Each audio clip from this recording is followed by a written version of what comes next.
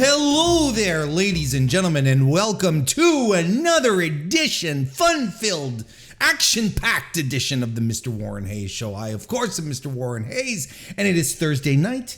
When I'm recording this, it is July 28th. So we are going to be talking about the week in news and professional wrestling, and boy, oh boy, I could probably do the whole 2 hours on that one thing.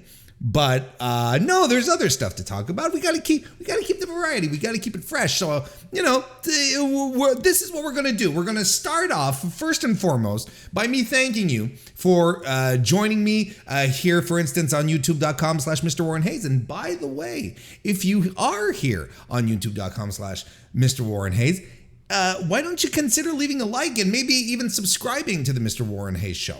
That stuff is fantastic, helps out a great deal. And comment on the video as well. Look, we're going to go over a bunch of topics, including, the changes that are going on in WWE right now. So I'd like to hear what you have to think about it. What do you think about Vince's departure? What do you think about Triple H being back in control of creative? Let's talk about it. Leave some comments below, I promise. I'll respond back. I love talking about pro wrestling. You guys know this. That's all I seem to do. So I love talking pro wrestling, of course. So if you guys want to chat about it, I'll chat about it with you, and it'll be a very good time. But thank you very much for joining me. And if you're listening on your favorite podcast application, well, hey, thank you very much as well. Leave a 5-star review on Apple Podcasts, or a 5-star rating on Spotify, or however you can show some love. A like, a follow, a heart, whatever it is, a subscription, whatever it is that you can show some love with on your favorite podcast app. I'd appreciate it a great deal. All these little things help grow the channel tremendously. I really, really appreciate it. Look, we've got a lot of stuff to talk about. But first, of course, you can join the Mr. Warren Hayes Show Discord if you like to talk wrestling and you like to talk wrestling with people who love it as well. Now, the link is in the description. Go check that out. You can also become a member of the Mr. Warren Hayes Show channel by joining and becoming a full-fledged member, and you'll have access to some special members-only content as well as just showing, hey Warren, I like what you do. Here's membership, enjoy it. And they're like, cool, thanks. So there you go. This is where we're at right now. As I said, we're going to be talking about Vince. We're going to be talking about Triple H. We're going to be doing our usual recap of Dynamite and a bit of a check-in on where we're at with the G1 32 Climax. So lots of stuff to go over, lots of stuff to talk about. Thank you for being here. Let's hop to it. So now we can start the show. Now we can start by saying something nice about Bill Goldberg. Warren Hayes has 52 nice things to say about Goldberg. When you think about it, Goldberg came back to wrestling a few years ago because his son was unable to use YouTube to watch his father's matches. Warren Hayes has 52 nice things to say about Goldberg. It's Gage's fault. It's all Gage's fault. Just as simple as that. It's Gage's fault.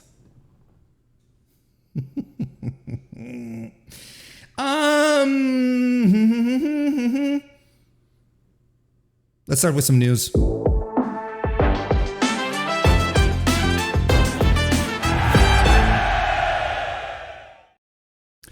I feel like the big news happens like the day after the Mr. Warren Hayes Show. Like, I feel like the past month or so, all the big happenings always happen like on Friday. So, there's a fair chance, because I record this on Thursdays, right? So there's a fair chance that by the moment, at the moment you listen to the Mr. Warren Hayes Show, maybe everything I'm going to talk about is going to be completely obsolete in regards to the WWE, right? Because holy smokes, there's a lot of stuff that happened. Last Friday, let's start with last Friday. It was announced. WWE made the announcement that Paul Triple H Levesque was resuming his role as Executive Vice President of Talent Relations for WWE. I'm going to pull some stuff off of the article over on postwrestling.com. Shout out John and Way. WWE issues a statement about Paul Triple H Levesque's return in a press release titled Paul Triple H Levesque is back. I've never said that sequence of words so many times in my entire life as I have just now within the last 30 seconds. Paul Triple H Levesque is back. It was noted that he is resuming his role as the company's EVP of Talent Relations effectively immediately. So right off the bat on Friday. Not giving us a warning, not giving us a heads up, just like, whomp, going straight for it. Levesque noted that he's looking forward to returning to his prior position. He's feeling healthy and ready to take charge. Here's the exact press release. Time to book the game. Here's the exact press release. WWE today announced that effective immediately, Paul Levesque will resume his executive position as EVP Talent Relations. And here is the quote. I look forward to returning to my prior position as head of Talent Relations. I'm healthy, fired up, and ready to take charge, said Levesque. Emphasis mine.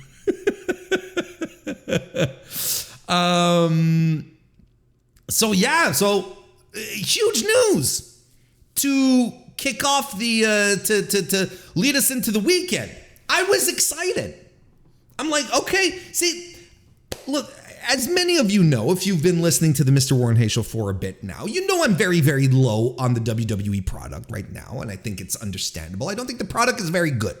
But there's one thing that I love about WWE and that I love about pro wrestling. I love change. I love when things start moving around, when parts, when we start seeing exchanges, Cody going to WWE and that kind of stuff. That's what makes wrestling great. When the landscape is so mobile and parts get shifted around like that, that shit is exciting. So when I see this on a Friday morning, Paul Triple H Levesque coming back, I'm like, this is great. I even did a quick lunch with Warren stream so we could talk about it a little bit. And again, and we're all getting all giddy and excited about it. But then later on in the day, there was quite possibly only one news that could trump that. And it happened. Vince McMahon announces his retirement from WWE.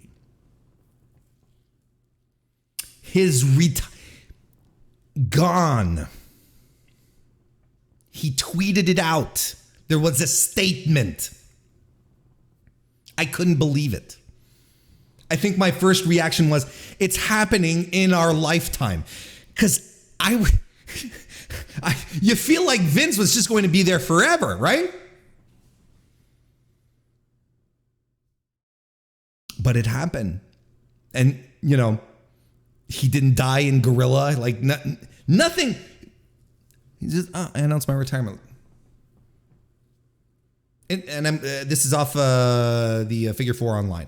That I'm going to be reading here. In a statement issued by WWE on Friday afternoon, being last Friday, of course, Friday what was the date? July 22nd.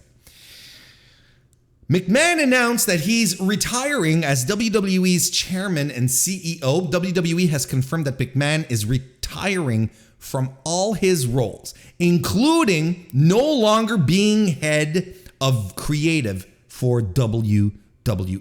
McMahon will continue to be WWE's majority shareholder. Stephanie McMahon and Nick Khan are now the new CEOs of the company. And on top of that, Stephanie is the chairwoman. And here's the statement that Vince put out. As I approach 77 years old, I feel it's time for me to retire as chairman and CEO of WWE. Over the years, it's been a privilege to help WWE bring you joy, inspire you, thrill you, surprise you, and always entertain you. I would like to thank my family for mightily contributing to our success. And I would also like to thank all of our past and present superstars and employees for their dedication and passion for our brand. Most importantly, I would like to thank our fans for allowing us into your homes every week and being your choice of entertainment. I hold the deepest appreciation and admiration for our generations of fans all over the world who have liked, currently liked, and sometimes even love our form of sports entertainment. Our global audience can take comfort in knowing WWE will continue to entertain you with the same fervor, dedication, and passion as always.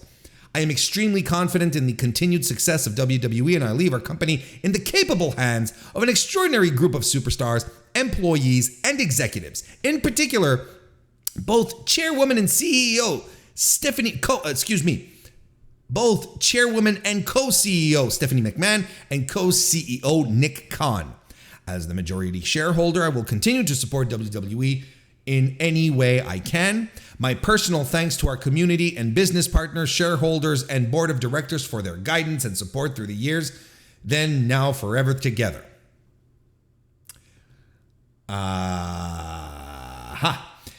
McMahon's retirement comes amid a misconduct scandal that was first revealed by the Wall Street Journal. The Journal reported last month that the WWE Board of Directors was investigating McMahon over a secret $3 million settlement that McMahon had paid out to a former employee who he had allegedly had an affair with. In a follow-up story, the Journal then revealed that McMahon had agreed to pay more than $12 million to 4 women over the past 16 years to, quote-unquote, suppress allegations of sexual misconduct and infidelity. McMahon has stepped away from his chairman and CEO roles during the board of directors investigation, but was still in charge of creative until now.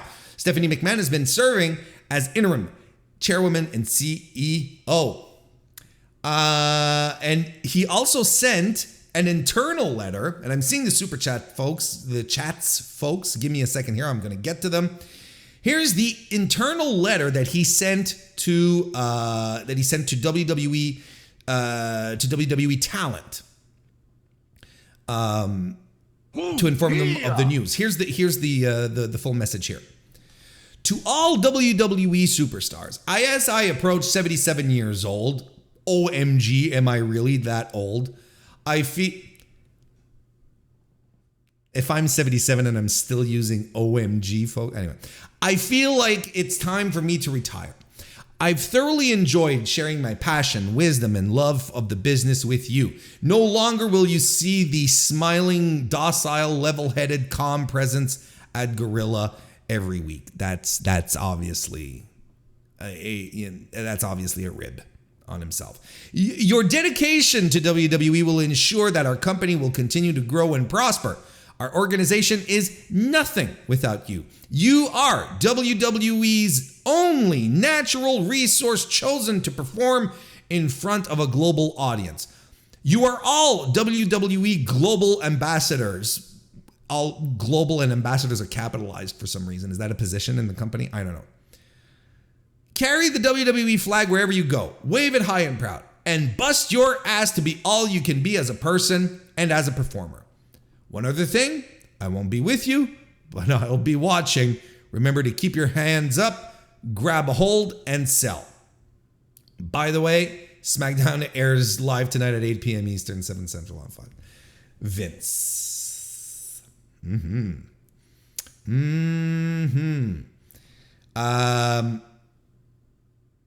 So yeah, you know, as it was mentioned, in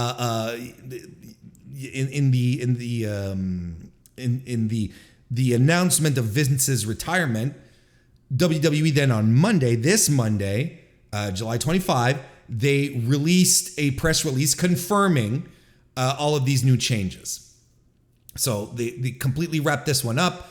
Again, on Monday, WWE and its board of directors today announced the appointment of Stephanie McMahon and Nick Khan as co-chief executive officers. Ms. McMahon has also been appointed chairwoman of the board, and Mr. Khan will continue to serve as a member of the board. These appointments follow Vince McMahon's retirement announcement on Friday, July 22nd.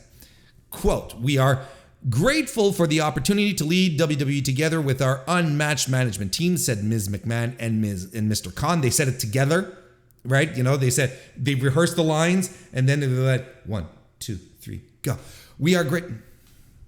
We recognize this as a tremendous opportunity and responsibility, and we look forward to serving the WWE Universe," unquote. Additionally, WWE executive Paul Levesque will assume all responsibilities related to WWE's creative in addition to his regular duties. Below are preliminary financial results for the second quarter of 2022. Further details regarding these matters can be found in the form of an 8K filed today by the company with the SEC. Now, this is going to open us up to a brand new chapter in that regard. Let me pull up that. Let me pull up the stuff regarding the 8K filing as I take a look at some super chats over here. First of all, DGMC, who used his milestone message, member for 27 months of the MrWarrenHayes Show channel. Thank you very much, DGMC. He says, "I'm still processing this. Play the Succession music." Oh boy. Oh boy.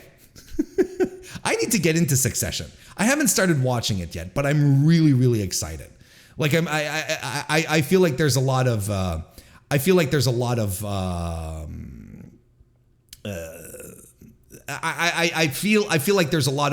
details that we can, not details, but similarities. That's what I was trying to say. There might be some similarities here. AK Germany 96 left a super chat. Thank you very much. He says, "Most smiles Vince put on people's faces for years." I wasn't always smiling watching WWE. I'm not gonna lie, you know. But so we got all of that out of the way. And people, got really, really excited at the idea of Triple H, getting in control. People were already excited at the idea of Trips being back in the position of talent relations, right? But on top of that, people got really, really excited when Vince retired, right? So all of that sort of, started spawning a whole bunch of, what's the word? Positive thinking, looking forward, getting the WWE, getting excited for the future of WWE again. And I think that's normal, right? I think it's okay. I'm going to talk about that in a bit, but I think that's okay. Then on Monday, as was mentioned in the press release, WWE released an 8K filing that provided some interesting details. Now, an 8K filing for the SEC is usually put out when there's important happenings within the board of directors that the shareholders need to be made aware of, and it's a very, very official type of process.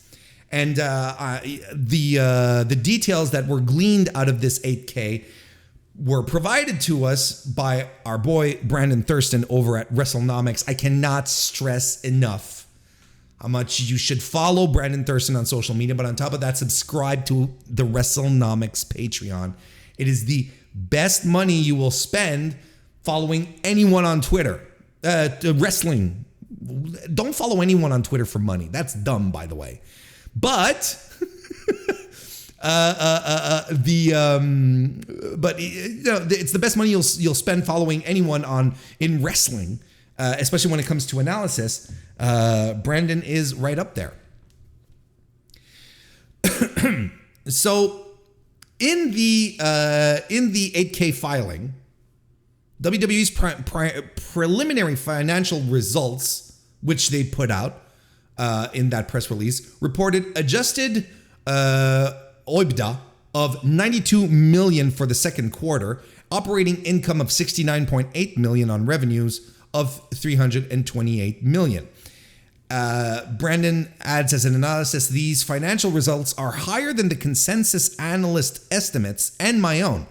My latest estimate that I was working on but hadn't published yet estimated the adjustment to the OIBDA of $79.4 million, operating income of $60 million, and revenue of $322 million for the quarter. And he notes that a pre-release of WWE's financial results is unusual. Shares were up when trading began as well, but here's the detail here. The 8K notably refers to Vince McMahon's departure from WWE as a resignation. Now remember, Vince was calling this a retirement. Oh, I'm getting old. I'm 77. OMG. But the 8K calls it a resignation. Press releases, including today's, has referred to his exit as a retirement. The 8K states, quote, on July 25, 2022, the company issued a press release announcing its preliminary results for its second quarter ending June 30th, 2022, as well as the resignation of Vince McMahon and the appointments of Stephanie McMahon and Nick Khan. Now, later on, asking around, and I even asked the question, and people were asking me the question, and I was like, I think there's probably a difference in terminology, but in this context here, whether he resigned or retired, it doesn't make a difference in this context here. There's no, there's no big revelation here. There's, it's ultimately, it is what it is, right? Now here's something very, very interesting. Very, very interesting. The 8K filing notes that payments Vince made from 2006 to 2022, presumably related to the NDAs reported by the Wall Street Journal, that were not recorded in the WWE consolidated financial statements, could have been reported as expenses in the quarters in which those agreements were made. WWE has identified unrecorded expenses totaling approximately $14.6 million. This amount is greater than the Wall Street Journal's latest report on the subject, which was on July 8th, where they said that Vince paid more than $12 million related to NDAs. So, is this the board's way of telling us we have conducted the investigation, and by the way, we found more NDAs. We found at least one more, because you guys had found for $12 million related to NDAs. We found $14.6 million. Now, this, of course, is alleged, right? We don't know that this money here went towards the NDAs, but it is highly suspicious. Like, if there's smoke, there's fire, right? And because of these unrecorded expenses, WWE will revise its financial statements for 2019, 2020, and 2021, and for the first quarter of 2022 when it reports second quarter results. WWE is working with the goal of issuing such financial statements by August 9, 2022, which is 3 Tuesdays from now. Brandon had anticipated, based on their normal schedule, that WWE would be reporting these earnings on August 4, so they're pushing back, clearly because they need to readjust past earnings since $14.6 million wasn't reported properly.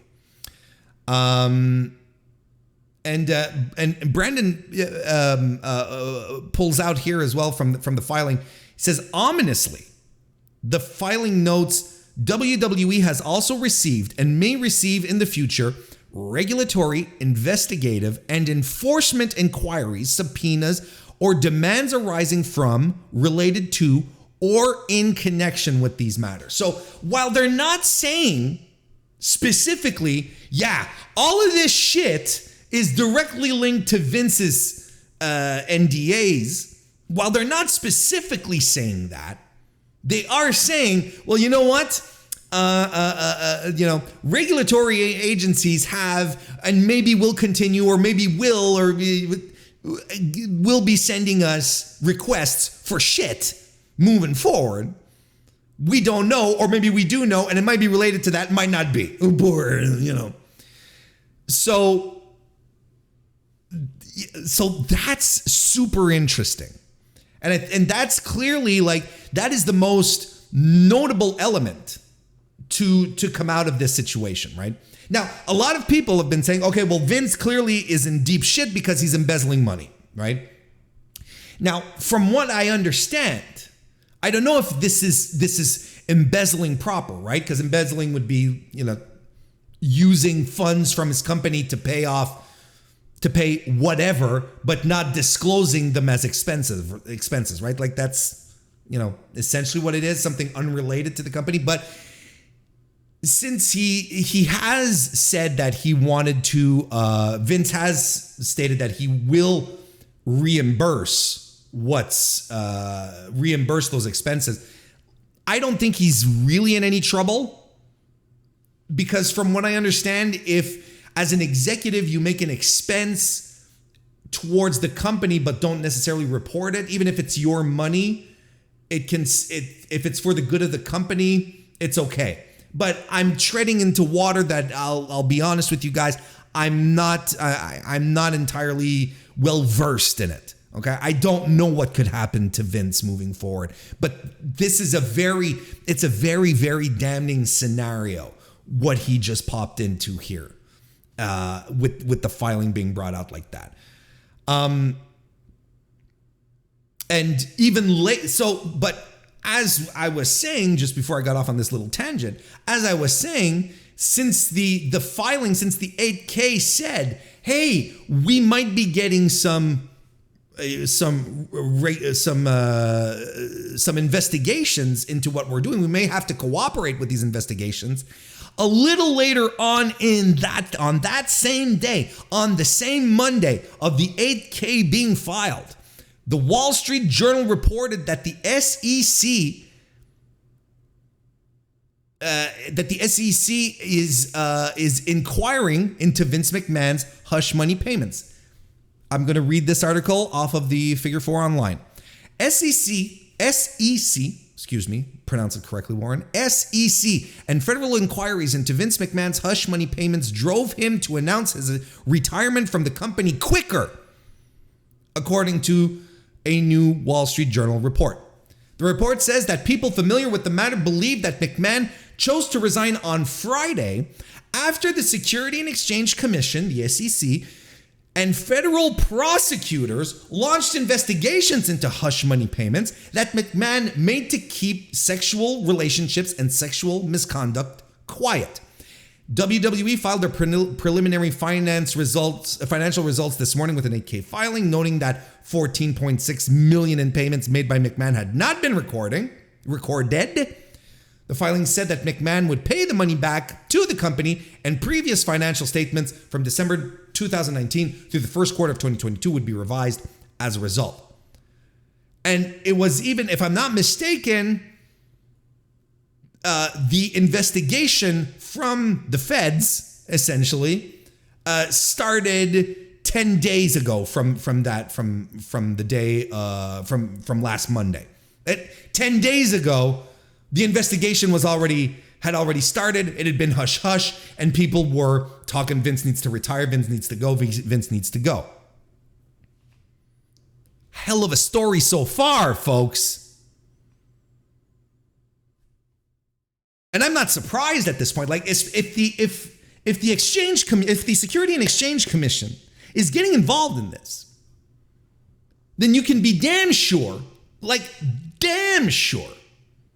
that that business partners of WWE pressured Vince into retiring. Because I am sure there is absolutely no way that Vince stepped away, because I'm so old. This is a guy that this is all he does is work. He wasn't looking forward to retirement. No, I would have to peel WWE away from him with his cold dead hands. Now, the problem that he's facing today is that WWE, for so many years before it became public, was ran like a frat house where he could do whatever he wanted. But now he decided to go public. Why did he decide to go public? Because taking your company, your private company public is a huge influx of money, and it makes you richer. Much. That's what he wanted. He just wanted money. He wanted to sit at the table with the big boys, with the big billionaires. He wanted his seat at the table. I'm going to put my company out there. But clearly it really didn't change any of his behavior, or assumed that whatever happened in the 80s, the aughts, the 90s would all sort of float away. But there is everything that we know and has been documented, and everything we've read about Vincent Kennedy McMahon points us to an absolute certainty that he did not relinquish this position on his own volition. 2 weeks ago, he does his little spiel on SmackDown, goes backstage and gets back to Gorilla and goes, fuck him. And you think this guy is going to be like, yeah, you know what? I'm old. I'm going to retire. Reports that, people fear for his health. Fuck off. Let's not try and sugarcoat this. Vince resigned in disgrace. This is going to be the hallmark of his career at this point. He resigned in disgrace. That's how it ends. No, this isn't the babyface ending that he was hoping for. Absolutely not. But this is what it is. Now we're going to get into MrWarrenHayes analysis and opinions, okay? A lot of these were facts, maybe tainted with a little wink, wink, nudge, nudge as we went along, right? Of course. But from this point forward, this is me, okay? So I'm going to warn you right now. I'm going to warn all of you right now. Warning you all right now. This is not going to be a Vince McMahon friendly zone. Okay? This is not going to be the place where I'm going to sit here and we're going to talk about all the great things that Vince has done and what he's done for wrestling, and we owe him so much. There are podcasts out there that do that, and if that's what you want, please go ahead and listen to them. It's entirely your choice. I'm just giving you a forewarning here. We're not going to sit here and paint a wonderful career retrospective here on Vince, and because you're all going to hear the same thing. We're all going to be talking about, how he took over the New York market from his father, and he bought out the territories, WrestleMania, and how crucial it was. And, how he fought, the steroid trial, and he fought the feds there, and the Attitude Era, how he was the architect. You've got all of that, and it's all out there, and it exists. But we're gonna try and be a little more grounded in reality here, because it's true on one part. There's one part that's absolutely true. The business of pro wrestling would not be the same today if it wasn't for Vince McMahon. What would it look like today? This is a question that absolutely no one can answer. That is a question that we absolutely 100% cannot answer. Because would it be even possible to sit around and say, well, the territories would still be around? I don't know. All signs point to the territories disappearing regardless, but not in the way that they did. Not so unceremoniously, not by one guy reneging on deals, on being on being a shark, on destroying people's livelihoods, on being dishonest in business. We don't know what it would look like today, because I agree because the wrestling today is in the state it's in because of Vince McMahon. And there will probably be some people out there that are going to be like, oh, that's great. But it's not. Wrestling today, WWE today is not good. It is not a good wrestling product. And you know what? Vince didn't want it to be a wrestling product. Vince wanted to be anything but a wrestling promoter because he felt he was above it. He felt he was better than that. He got into bodybuilding. He got into the nutritional supplements. He got into boxing, pro football. He got into pro football twice, right? Movies, TV. Vince spent his entire career trying to be something other than what he was always best at. He was the best at being a promoter, but he hated it. He loathed it. He wanted to go to one of these millionaire media mogul affairs, soirees, whatever, and be able to hang with the big time movie producers and the big time music producers and say, I'm Vince McMahon, instead of, and I do, I'm the head of the XFL. Instead, he'd go to these things and he'd go, I'm the WWF. And people go, wrestling. Why do you think the name was changed? Why do you think Vince decided to start calling it sports entertainment? It wasn't just like a marketing thing. It was for him. It was for him. Because he did not want his people to just be wrestlers. He wanted them to be sports entertainers because he did not want to be a wrestling promoter. It's a business he never liked. He hated the people that were in it. He spent 30 years drilling into people's heads. We do sports entertainment, not wrestling. We're better than that.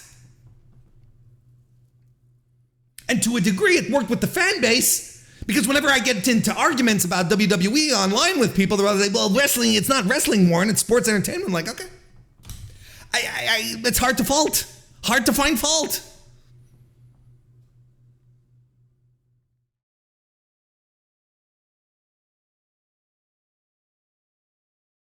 WWE lives in a bubble because it lives in a bubble and does not refer to the outside world in any way, shape, or form, because everyone else that does something similar to him does pro wrestling. So he lives within the WWE universe is this big gated community where it's like, don't look outdoors. Over here, there's just pro wrestling. We are sports entertainment. But yet he knows that if he started really working with other promotions, having crossover affairs and so on, he'd be exposing the sports entertainment to the pro wrestling. And he doesn't want that, because everyone else is just pro wrestling. He created a product, ultimately, that suffered, that has lost viewers year after year. Ratings are down. House show gates are down. WWE exists today, is able to be a $1 billion company because of licensing, which is a whole other ballgame. But he got in on it. He understood it. He got Nick Khan on board to do exactly that. Make money off of licensing. Whatever the product is, doesn't matter at this point. And he created a product that systematically has lost viewers and people watching wrestling year after year after year. I'm not making this up. Pull up any chart of WWE's viewership. It is a downward trend, and it has been on a downward trend for years.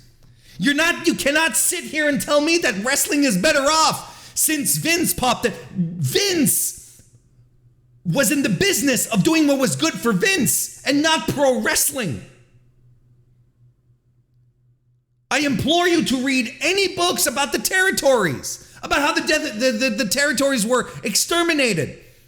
Before Vince, the territories were running multiple shows a week in all different parts of the country, and people were making money hand over fist.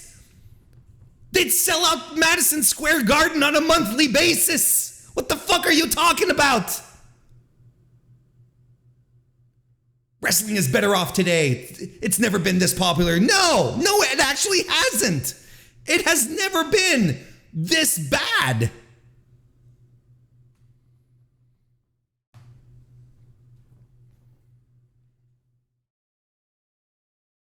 Because that's all Vince did. Eat up his competition. Not just eat them, squash them, destroy them, using underhanded tactics.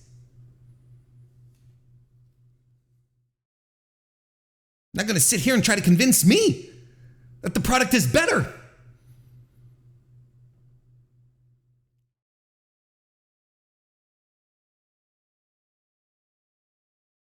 And you know what's annoying? And I know everyone has their reasons to do it, but you know what's annoying? People thanking Vince publicly. Oh, thank you so much, Vince. Thank you for all the opportunities. Thank you for everything. Especially now that we know very serious allegations that have forced him to resign. That he was not a good person. We've known this for years. He's been a terrible person, terrible human, involved in so much shit.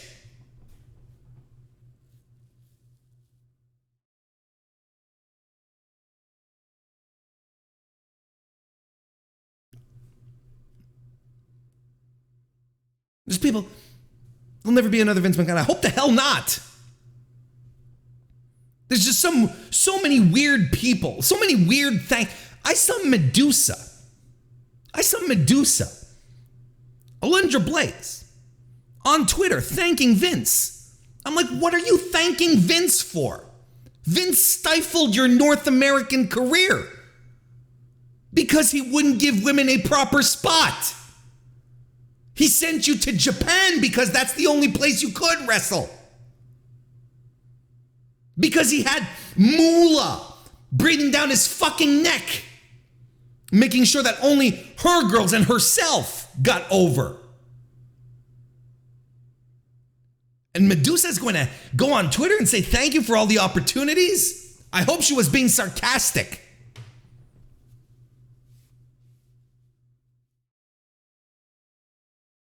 Vince has always hated women's wrestling.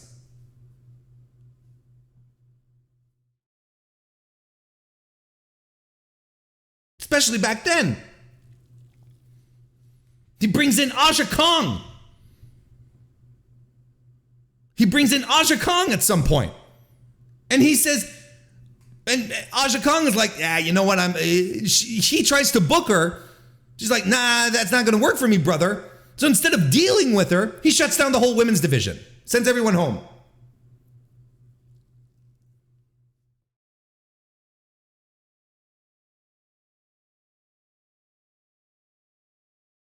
Good riddance. It was long overdue. Long overdue. And it's okay to be optimistic about the future of WWE. It is absolutely 100% okay to be optimistic because we are in uncharted territory. This is the most crucial aspect of all of this. For most of us, even myself, old fogey, on the verge of a stroke at every given moment, I have never consciously watched pro wrestling without there ever being Vince McMahon involved. There has never been a WWF/E in my lifetime as a pro wrestling fan that I've been watching since the 1980s. I have never known the WWE without Vince McMahon. This is uncharted territory. This is all new. We're starting from the ground back up again, it feels. So I can understand how people are extremely excited. And I don't want to poo-poo on that because it's important. It's important to consider that things are going to change. And I can't fault them for being excited about Triple H taking over creative. I can't. This company has been booked for an audience of one for years. Fart jokes and pies in people's faces and kiss my ass club and all that bullshit.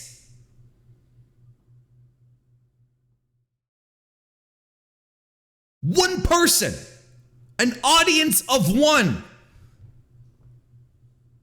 white male demographic 70 to 80. That's who they were booking for. That's who the show was conceived for.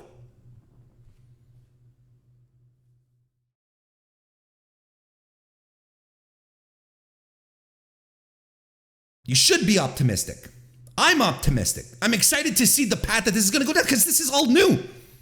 Like I told you guys, there's nothing worse in wrestling than stagnation. Have moving parts moving around the board. Have people switch federations. People are like, imagine all the people who might want to come back from AEW now that H is back. Of course, sure. Let's go. Let's go. Make it competitive. Make it fun again. Give me a reason to watch, to tune in on Monday nights, because I have zero reason to tune into Monday nights. Make it happen.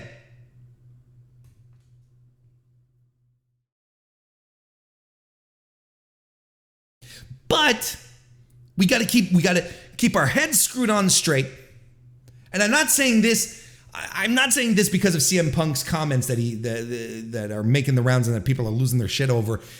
I talked about this last week when I did my Triple H stream, and I've mentioned it on Twitter. There's a need for a change in the corporate culture, and this kind of stuff doesn't happen overnight. That is a long-term goal. So despite the fact that hang on, let me say that again. Stephanie and Trips meet the troops on Monday and they say, look, we're going to create an environment where we can communicate better. There's more transparency, blah, blah, blah. Yeah. And I have no reason to doubt them that they want that. But will it happen? How quickly will it happen? These systems in $1 billion company, these systems are so hard to do. I work in PR and communications for a mid-sized company here in my hometown. And implanting these types of changes for a company that has about 100 employees is so fucking hard. I can only imagine the size of WWE, how difficult it is. But change has always have to come from the top all the way down. That's how it works. So if that's what they want to do, and they're going to be purveyors of this change, if they show the example, if they lead the way, if they make the changes, everything else will change. But it's a team effort, and it has to start from the top. Also, getting rid of Bruce Pritchard and Kevin Dunn will probably be good things as well, because John Laurinaitis is all but gone now. And I highly suspect Bruce Pritchard is not going... He's not going to last another month. He's not going to last another month. He and Stephanie have heat. They don't get along. I would assume that he has heat with Trips along that line as well. And because let's not forget that it was Stephanie that fired Bruce Pritchard in the aughts, and Vince brought him back because he's a Vince guy. Kevin Dunn, he's a Vince guy. So it's only normal. It's only normal for a changing of the guard like this, where the generals are changing. The generals are going to bring in their own lieutenants. What are you talking about? You know? You're going to have you're going to have Nick Khan, who's going to be there. He's probably not going to want Bruce Pritchard fucking around. Right? Thank you for the subscription, the Titan Spartan. Right? He's not going to want that. He's not going to want fucking Kevin Dunn. Why would you want fucking Kevin Dunn around? It's going to have to go further than these, though, because there's so many people that we don't know about. You know, the non-forward-facing employees. There's so many people there. And it's a corporate context, and it's one that filled with sharks. People just waiting to jump onto someone's opportunity the minute that they smell blood, right?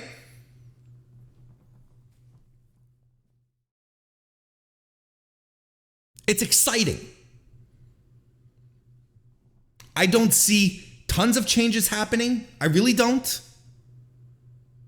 I see some changes occurring. Short term.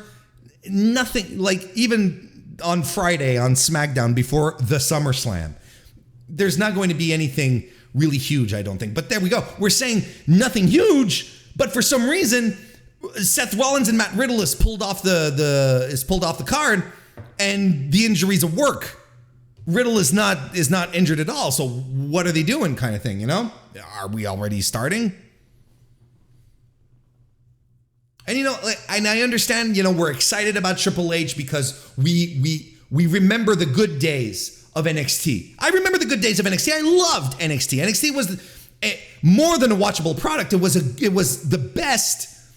It was easily the best North American wrestling product back in the heydays, right? 2016, 17, 18. That shit was gold. Takeovers. You could not miss a takeover. And there was no such thing as a bad takeover. Never heard about it. Remember that. But also remember, NXT was shot. They shot 4 weeks of NXT in one evening. So you had a full month of tapings. And it's much easier to control your creative then and make it all make sense. And it was on the network, and I loved it. It started with a good opening segment or match, and it always finished with a really hot match and some good stuff in the middle, some PC recruits getting squash matches and so on and so forth, and just a good mix of wrestling. Then what happened? Went up to 2 hours live on USA Network. Arguably, that is exactly where it started to go down, and Trips was still in charge. There's a formula to NXT for it to work that goes beyond, Triple H is in charge. That goes beyond that. Because as much as we think fondly back at the black and gold, this is the same black and gold that gave us, Karrion Kross.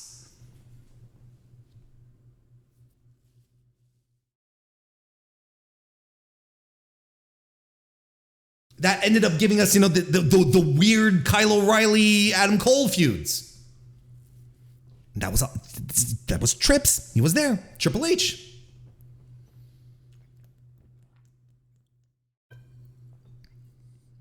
Now we're having NXT tryouts, and they're sending fucking Lash Legend as a coach. Lash Legend, who doesn't even have a full year of wrestling in the business, and who stinks.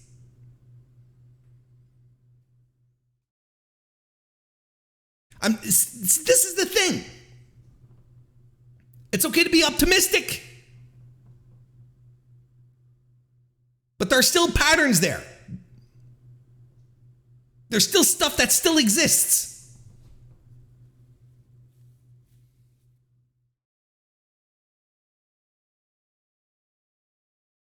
To me, and here's something we don't talk about very much, I find that there's a lot of discourse that hasn't happened, though.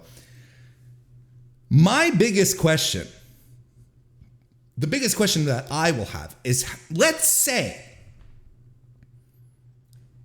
H does right the ship and WWE becomes good again, right?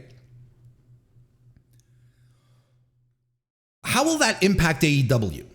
Because AEW is a company that was built off the hatred of Vince McMahon and his vision of wrestling. It was entirely built off of that.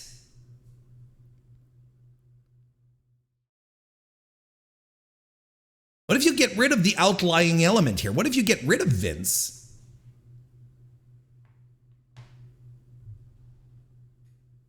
What's left to hate? What if the product becomes so good that you're like, well, you know. I'm really curious to see how this is going to affect AEW. Like I said, a promotion that came together because we hate Vince. We hate the current WWE product. And don't kid yourself. That's exactly why AEW came about. That's exactly why it's working. Let's review Ring of Honor. Death Before Dishonor. The big Ring of Honor pay-per-view that happened last weekend. Which I enjoyed. And I'm not, that sounded weird, as if I was surprised. I enjoyed this show. You know, it's like, I thought I was going to have a bad time. Turns out it was pretty good. No, I was expecting to enjoy the show, and I liked it. I wouldn't say that it went above and beyond my expectations. I think there's one match on the card, of course, that it blew my mind. But other than that, like a good wrestling card, which I think was hampered by having too many matches on it.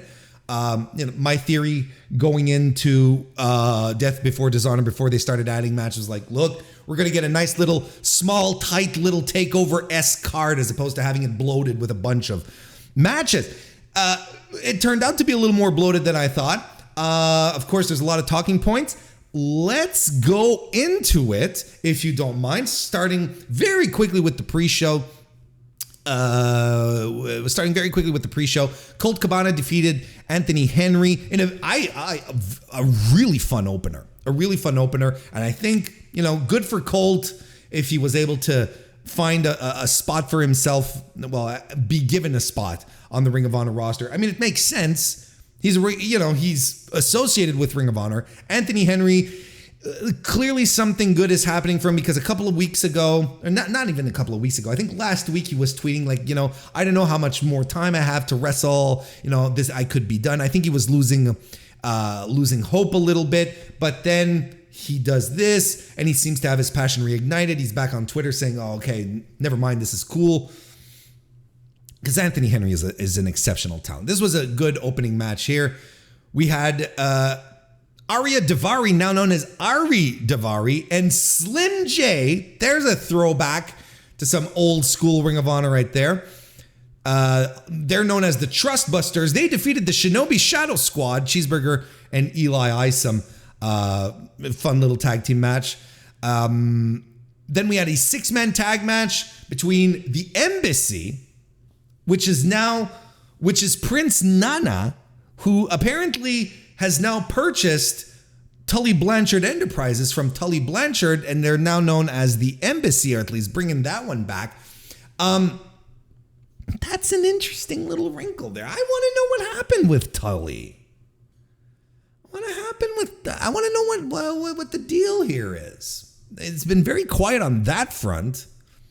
Lots of news on Jonathan Gresham, but Tully Blanchard is, his exit has been very, very smooth, Or at least we didn't hear anything about it. It's a bit of a big change. Anyway, Brian Cage, Khan, and Toa Leona defeated Alex Zane, Blake Christian, and Tony Deppen. Zane, Christian, Deppen, 3 indie guys that I absolutely love. I liked this match a great deal. I thought it was very good, and I thought the indie dudes more than pulled their weight here. Toa Leona's a little green, I find, but Khan's great, and Brian Cage is, he's a ring presence. He can direct traffic. He's very good. So I liked the match. I liked it a lot. And Willow Nightingale defeated Nightingale. That's when she becomes a mermaid. She gets nightingales. Willow Nightingale defeated Allison Kay in a fun little match. One of the biggest pops of the night for Willow. Yeah, I mean, enough's enough. Just sign the woman. Sign the woman. And I've had people say, Willow could use a little seasoning.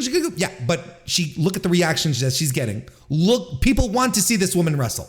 And you have women right now on the AEW roster who are in dire need of some true to form seasoning. Much more than what Willow needs. Like, Look, Willow may not be a finished product in the eyes of some, okay. But she is a much more finished product than a lot, not a lot, but some women on AEW who actually get television time.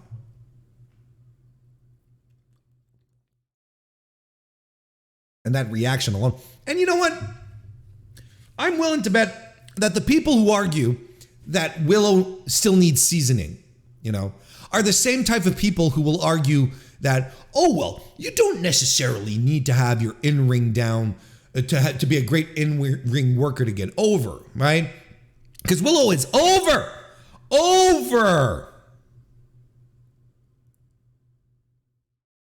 Like her charisma, her character work, her presence in ring is getting her over.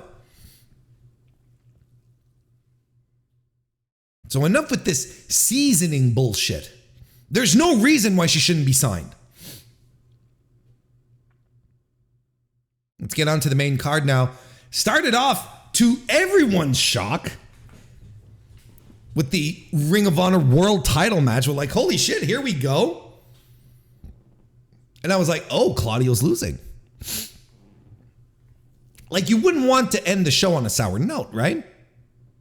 I'm like, oh, okay, they're opening the card with the world title match. And I watched it, and I think, it was fine for what it was, but I was like, wait, what's going on? I was watching the match, I was like, there's something off here. Something's not good. What the hell are they doing? Well, as we all learned after, this match was not what it was supposed to be.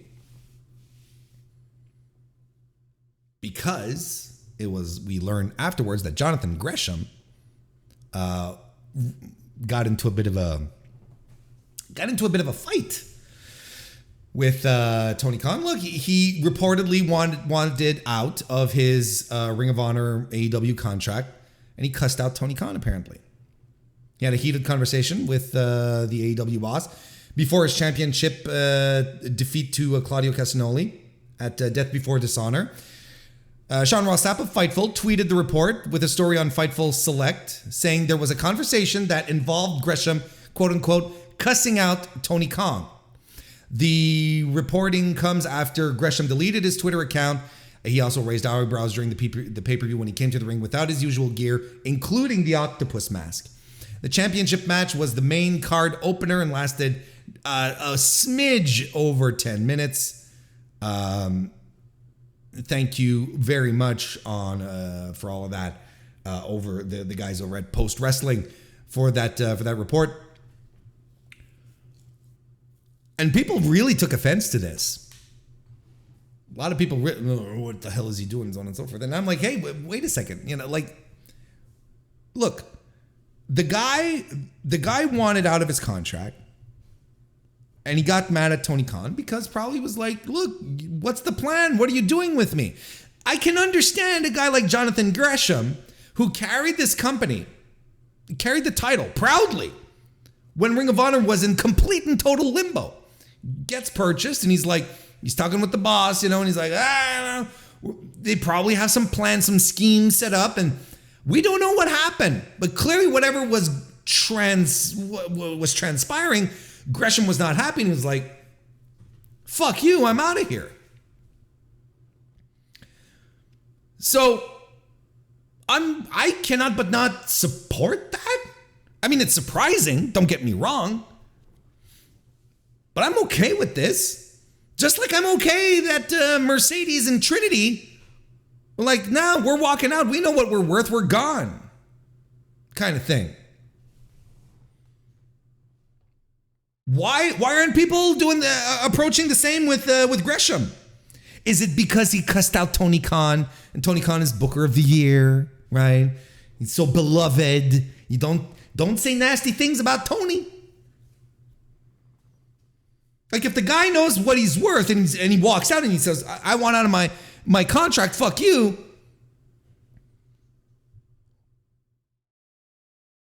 Why aren't we backing him up? I'm completely okay with him doing this. He's like, nah, this is what I'm worth. Do it. Walk out. Perfect. We're in an environment in wrestling today that allows wrestlers to do exactly that, they don't have to contend with the bullshit. They can just be like, I know, I'm good. I'll go find work somewhere else. Know your worth. Goes for everyone. You're not happy? Let it known. And I don't give a shit. Everyone says, what an ego on the guy. I keep telling, I'm going to say this over and over again. Your favorite wrestler has an ego. I can promise you. Your favorite wrestler has an ego. Every wrestler has an ego. Because this is a business of putting yourself over. It's not a team sport. There are only so many spots, and everyone wants the top spots. It's not a team sport. They all have egos. So whenever there's oh, well, what an ego he's got, who the fuck cares? They all do. Yeah, but he won and he bitched he didn't want. The squeaky wheel gets the grease in pro wrestling. This is nothing new. There is more than enough precedent for that. And the legends in the business have been the squeakiest wheels of the whole contraption.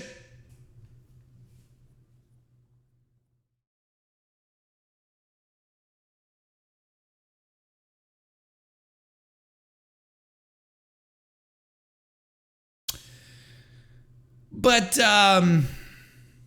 look, Claudio's world champion. And I think there's a lot of people who are happy with that. Jason Major, by the way, nice to see you. Welcome. There's a lot of people who are happy with that. I, for one, am thrilled. There's a lot of people who are really, really happy. And, you know, I can appreciate that it doesn't do much for Ring of Honor regulars, right?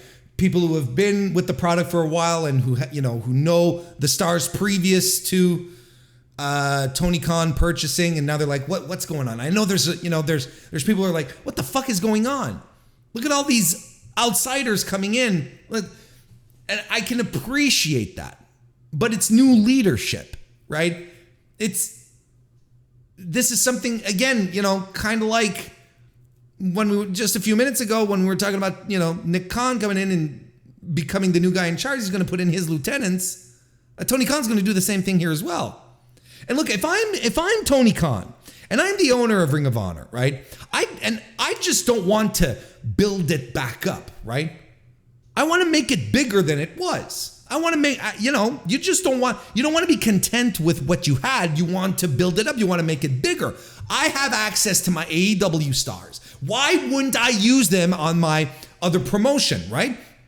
Because I have a ravenous, loyal fan base. Right over here, where I'm like, if I tell them that this guy that they see on TV here is going to be over here as well, chances are I'm going to be able to drag a percentage of viewers from my top AEW Dynamite show over to my Ring of Honor show, right? That makes sense to me. And if you put Claudio there, Claudio, like the guy who's had the most support from the hardcore base for years because of the way he was misused in WWE. Everyone was happy that he got out of his contract. Everyone jumped for joy when he signed to AEW. Like, finally, Claudio's going to be able to shine on a big stage. He's a guy that wrestling fans love at just basic human love, emotion, right there from the start. Why wouldn't you put him at the top of your company? Why wouldn't you drag people in and say, look, I know you guys love Cesaro, I love him too. Now he's Claudio, and I'm going to take care of him. Look, and that's going to bring people in.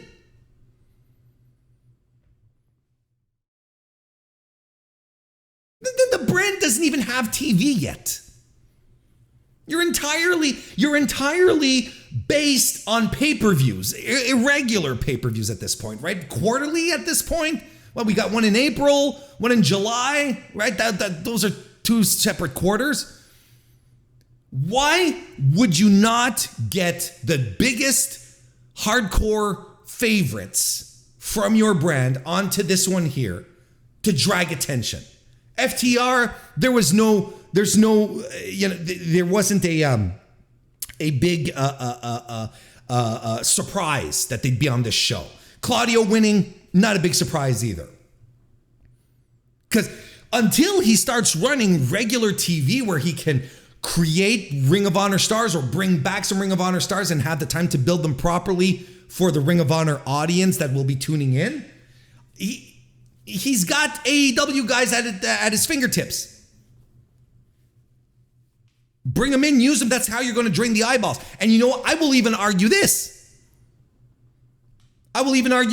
The audience that was present at Death Before Dishonor were much more of an AEW audience than a Ring of Honor audience, because they were not popping as much for Dalton Castle and Vincent and his guys.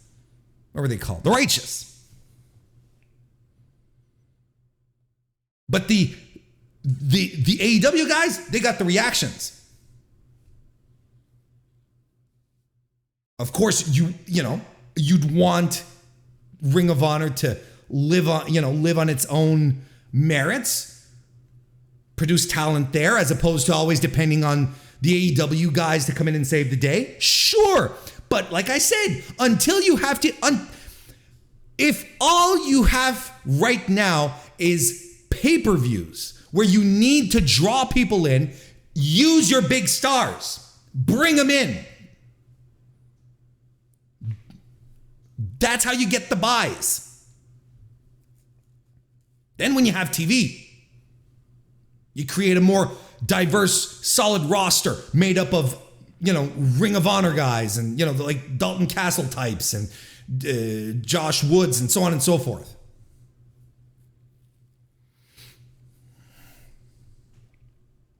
Anyway, congratulations to Claudio Castagnoli.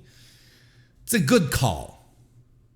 Then we had the Ring of Honor World 6-man tag team title match, where the Righteous, Bateman, Dutch, and Vincent were defeated by Dalton Castle and the Boys, no longer known as Boys 1 and 2, but as Brendan and Brent. Doesn't necessarily make it easier for me to remember, but okay, give me some time. Good to see Dalton Castle have some gold. And here's, like I just said, here's was a good example of a match where you could tell there were AEW guys, mostly in the audience, AEW people as opposed to Ring of Honor people, because they didn't react as strongly to Castle and the Boys stuff because they're just unfamiliar with it. Especially at the spot where Castle is throwing the Boys around. That's a spot that he usually does. But it's despite his injury to his back, it's so nice to see that Dalton Castle still has such an upside. Like, he comes into the ring, he commands the camera. He's got so much fucking charisma. It's ridiculous. I love it. So much upside still for this guy. Then we had the Ring of Honor Pure title match. Wheeler Yuta, the champion, successfully retained his title against Dan Garcia. I was ready to really like this match. To love it. Turns out I really liked it. I didn't love it, but I really liked it. And I don't want to downplay anything. It was a good match, but I thought the match was ready to go another 5 minutes because it really started to cook at the end. I was like, oh shit, here we go. But then, okay, we're done. Because I totally, absolutely enjoyed Yuta and Garcia's Iron Man match for the IWTV title. Just fantastic stuff. I was glued to my seat. Just thought it was fantastic. So I was expecting more out of this one. And it ran for a good 15 minutes. I particularly like the final sequence, where Yuta does a label lock, right? Then Daniel Garcia gets out of it and he does the crank back sharpshooter, right? And Wheeler grabs the head as Garcia is cranking back. He grabs the head and gets another label lock in there. We get a lion tamer by Yuta. We get a regal stretch. We get a pile driver by Garcia. And Garcia goes for the head stomps, but gets reversed into the seatbelt for the win. I love that sequence. I thought it was great. But see, I thought we were about to, all right, we're going on another level here. And there was like one rope break from the Pure Rules, right? There was only one, and I'm okay with that. Like, not every Pure match has to come down to, oh, this guy has no more rope breaks. How will he ever be able to get out of submission finisher? Then we had Roosh defeating Dragon Lee, the brothers. So we got a Roosh who decided to wrestle. Because Roosh is so hit and miss. And, I get that there's a lot of people who like him, and I'm extremely 50-50 on him. Because there's times where he just doesn't give a shit, and it shows. But no, he was into it here, probably because he was wrestling his brother. And you know what? Dragon Lee is honestly, he's a much better wrestler. He's a much better wrestler than Roosh is. And that was good. It was a fun match. Tope con Hilo by Roosh and a snap suplex. Dragon Lee hits a Tope con Hilo as well. And he does this crazy ass suicide dive through a table. Like through Roosh onto it like a flying spear. It was a terrifying spot. What are you talking about? Both guys do ripcord Germans back in the ring. A deadlift German by Roosh, lifting Dragon Lee from the apron back into the ring. I love that shit. Overhead German by Roosh off the apron to the floor. Then a Rana by Dragon Lee off the apron to the floor. Liger bomb by Dragon Lee. Incinerator. Roosh kicks out. And I think Roosh got knocked a little loopy. I think they tried to go for a finish. I think for a second they were like, oh, no, wait, our boy's not okay. But no, he got himself back together, hit the basement dropkick again for the win. Very interested to see how Roosh works out in AEW / Ring of Honor. I am really curious.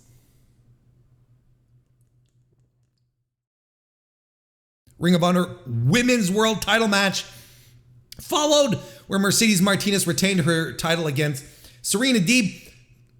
Strong, professional wrestling match, which I enjoyed tremendously. Great chain wrestling to start. Easily early stretches by Serena Deeb. A spine buster fought by Mercedes Martinez as well. A half and half suplex. Corner dragon sleeper as well. Serena Deeb goes for the detox at some point. Mercedes does the spider German, which is awesome. Serenity Lock gets locked in by Deeb. Mercedes rolls out. Deeb twists the ankle, though. She doesn't let up. Eventually, Mercedes gets out, does a cheeky Nando's, and the OG drop and locks in the Dragon Sleeper. And Serena Deeb taps. I thought it was good. I thought this was very good.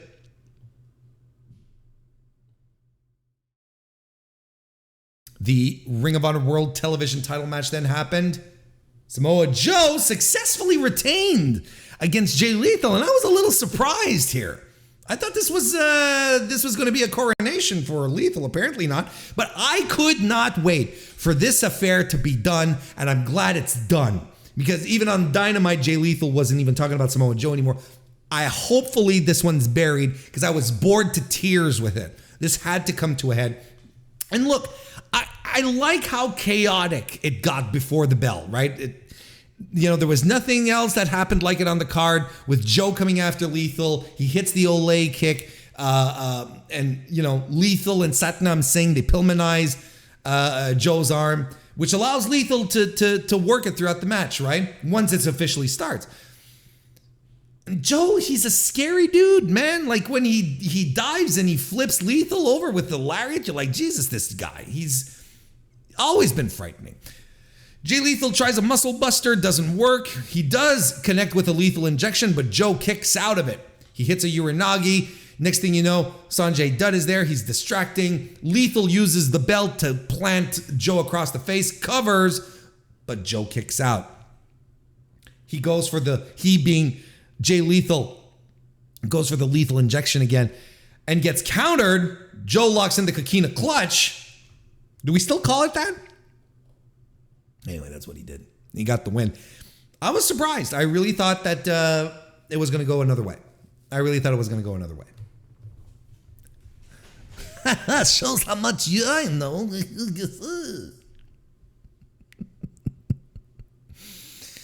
And the match. Ring of Honor World Tag Team title. Best 2 out of 3 falls match. FTR defeated the Briscoes to retain. 2 falls to 1. What a fucking match this was. Like their first match, right? A perfectly constructed wrestling match. Guys who understand pro wrestling, know how to work, know how to build. Just gave us all of the drama. Just fantastic. Great feeling out period between the two to start things off. Knowing they both know each other well, right? And they're not ready to give up an inch. Nice simmering, we're getting things going. You can feel it. You can feel it's electric. You can feel the audience is behind this. And once this match started to cook, Jesus, it cooked. Mark Briscoe gets the first fall on Dax after a doomsday device. Dax is bleeding from the chest because of the chops. They're hitting each other so hard. And he has this great babyface in peril era, right, moment, or after the first fall where he's trying to get Cash to tag in, but the Briscoes they're just cutting him off completely. They're going for the sweep, right? 2-0. That's what they're trying to do. They're trying to do the sweep. They got the brooms going. Just a fantastic, and without getting into tropes too much either. Just good stuff. Cash eventually does come in, hits a brain buster and a gory bomb, and this all spills out all over the arena, and I'm loving the chaos at this point. Let's go. Now we're just, they're letting the aggression out. It's chaos. Everyone is mad. They're beating the shit out of each other. Back in the ring, Cash hits a crossbody. Jay clocks him with the ring bell, a DVD, elbow drop by Mark. But FTR pull out a big rig out of nowhere and we're one apiece. Everyone is bleeding. Everyone fights some more. We get a ref bump. Jay Driller attempt. Lands. But Paul Turner, the ref, he's out. FTR hit another big rig. Paul Turner crawls to the count, but the Briscoes kick out. We get another doomsday device. Then we get dual submissions by the Briscoes. But FTR, they're clutching each other's hands like, we're not giving up. Superside suplex. Cash Wheeler superside suplexes Mark off the turnbuckle, through a table, on the floor. I was out of my seat. Could not believe what I just saw. Insane shit.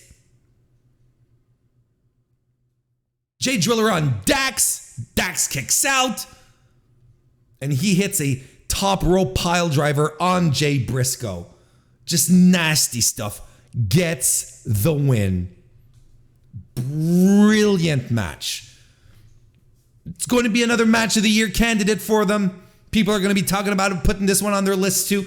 Did I like this more or less than their Supercard of Honor match? I like this less than the Supercard of Honor match. Just a smidge. But this is this is a match of the year. This is an excellent pro wrestling match. This is one that you show your kids. This is excellent, excellent, excellent stuff by people who are at the top of their craft. This is what I was talking about earlier about Vince. You don't need the nonsense and you don't need the spectacle. This is what we tune in for. This is why we watch wrestling.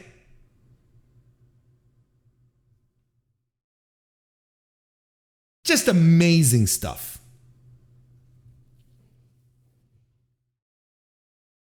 And like I said, I may have liked this match a little less than their Supercard of Honor match, but I mean, you know, we're talking about, you know, your two favorite flavors of ice cream. You know, one is maybe has a little less chocolate in it. I don't know.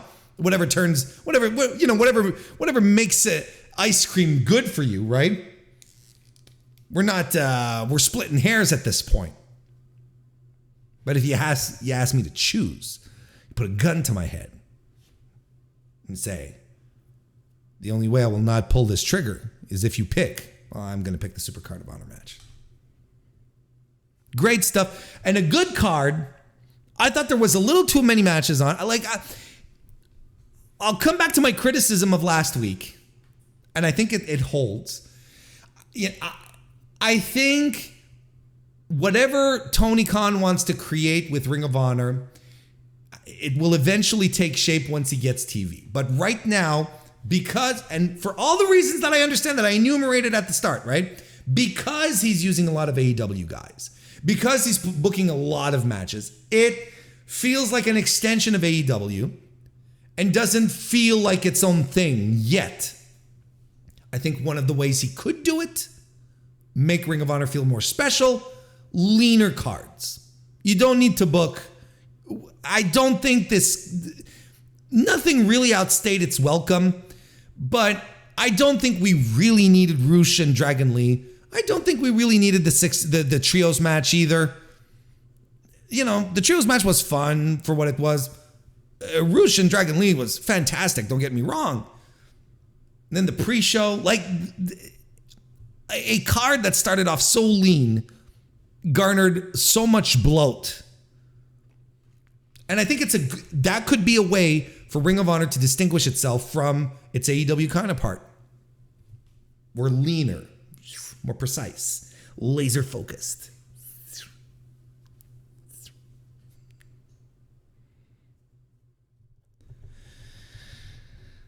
Oh boy. Boy, did I talk a lot. Surprise, surprise. You know what? I'm going to do some preview stuff. I'm going to do a special recording for members only, where I'm going to continue talking about some topics that I'm not going to cover here, specifically, like my SummerSlam preview. I'll do that for members only. We'll talk about New Japan Music City Mayhem, which is also happening this weekend. We'll preview that for the members. Ric Flair's final match, I guess. Because the card is interesting. Don't get me wrong. So I'll do a little, I'll go Broadway. I'm going Broadway. So members, you can expect this. An extra little bit of the Mr. Warren Hayes show just for you. And if you want in on it, you want to hear my thoughts, my preview of SummerSlam, Music City Mayhem, the Ric Flair stuff, become a member of the Mr. Warren Hayes show channel on youtube.com/Mr. Warren Hayes. Do it right now. It'll be there. Quickly, a little update on the G1 Climax. A couple of more nights in the can here. Night 4. I started watching night 7. So technically speaking, like in my own coverage here, which I cover, by the way, here on the Mr. Warren Hayes show, I cover specific nights. I combine 2 nights of action into one review show where I break everything down, talk about the matches, talk about, the standings, where we're at and what to expect. So I'm not going to do a deep dive. Those are already available on the channel. But, I can give you a little bit of a resume,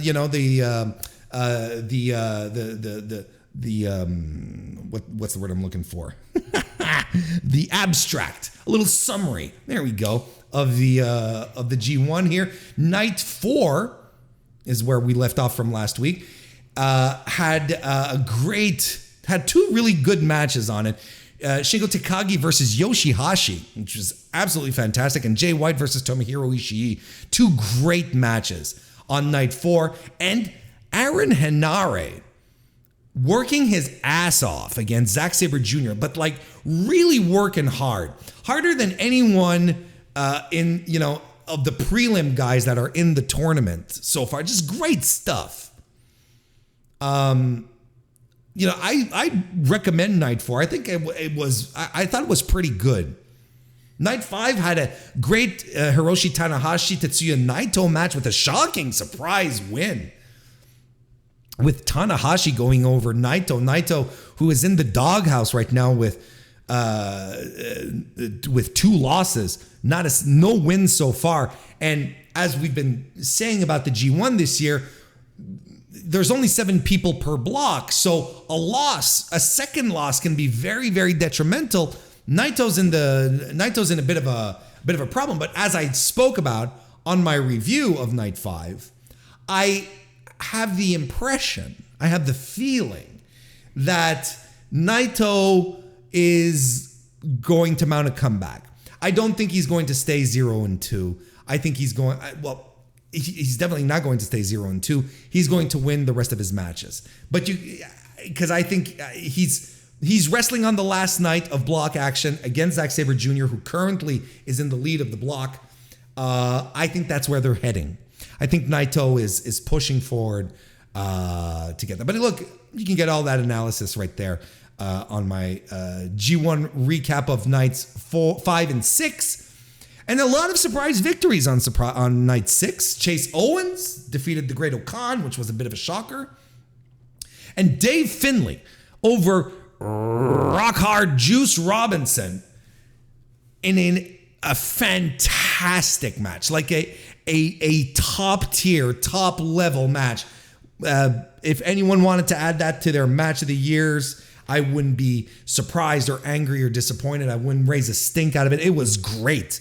I'd never seen neither Finlay nor Juice work this well, this hard. Just a great main event. But there was that awful Kenta Evil match there as well. But no, it was a good time. I enjoyed it. I enjoyed it quite a bit, especially for the main event.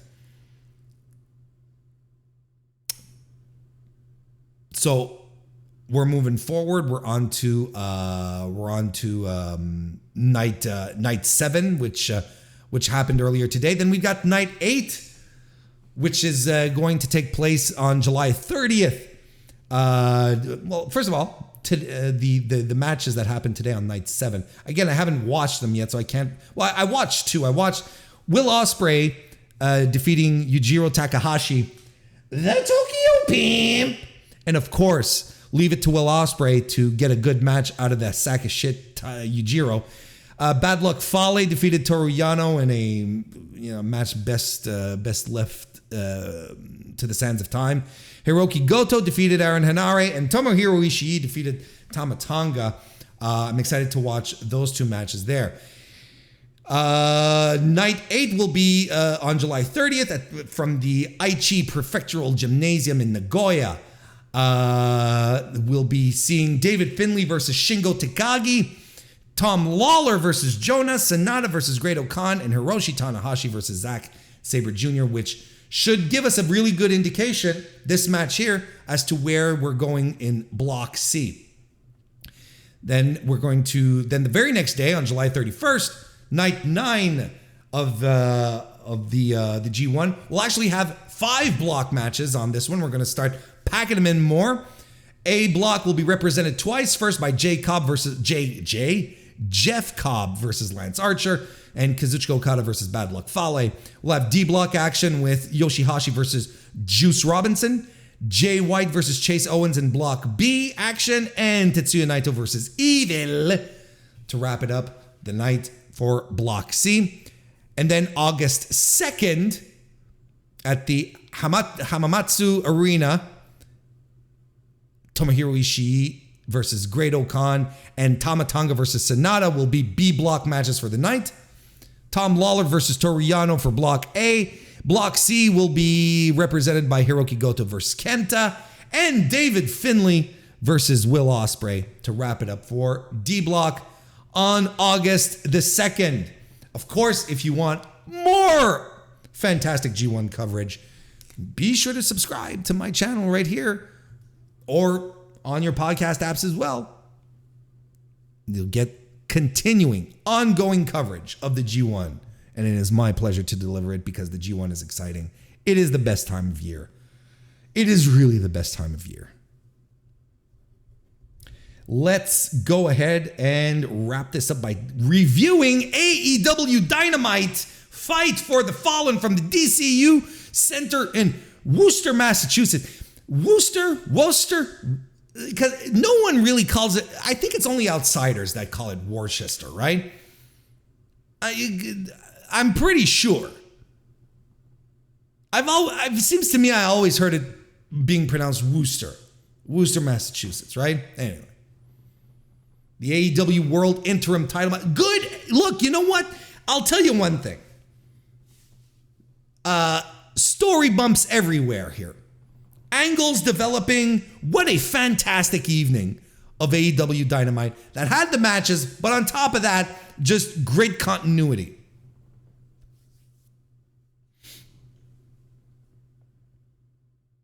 World Interim Title match. Jon Moxley, the champ, defeated Roosh.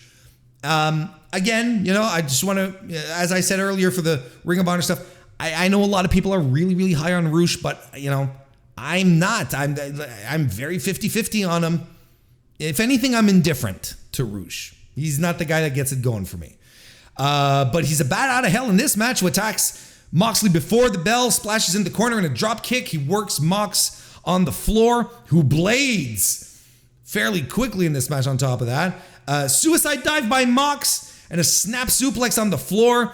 They trade strikes back in the ring, a spinning power slam by Roosh and a superplex by Mox. You get a big chop exchange. Roosh hits a German suplex. Mox gets immediately back up and hits a German himself. Roosh immediately gets back up, hits a discus elbow. Mox gets immediately back up, hits a lariat. Then they're down on the mat. Snap German by Roosh. After that, Mox goes for the top rope. Andrade pushes him off, but the Lucha Bros come and chase Andrade away. Roosh hits a straight jacket pile driver on Mox, but he fights back, hits the Death Rider, covers. Roosh kicks out, so Mox is just like, all right, bulldog choke, we're done. Fun little match.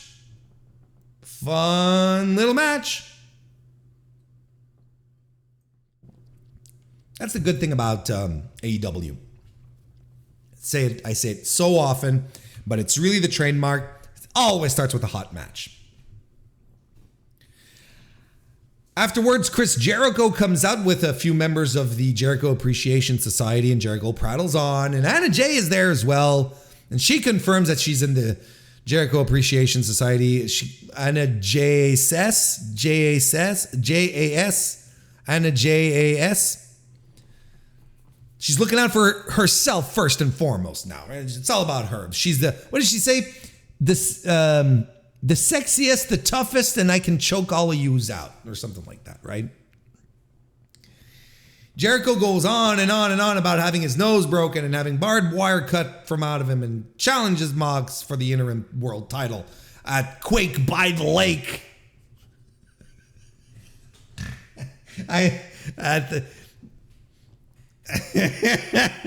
Quake by the Lake. It's a great balls of fire, if you ask me. But anyway, Quake by the Lake. It's in 2 weeks.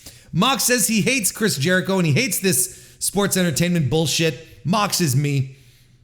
He says Jericho is a goat, but everything he's got going on right now is pathetic. He doesn't want Chris Jericho the Wizard. He doesn't want Le Champion or the King of Trademarks or whatever bullshit Jericho comes up with. He wants the guy that he saw on VHS tapes back in the day from the Super J Cup. He wants the Lionheart. And Chris Jericho's like, all right, let's fucking go. We'll see how that one goes. Then, kind of semi-unceremoniously, we cut to commentary table, and they've got they have the trios titles set up there. And I'm like, wait, what? The trios belts are sort of boop, boop, boop. They're just, I'm like, okay. All right then.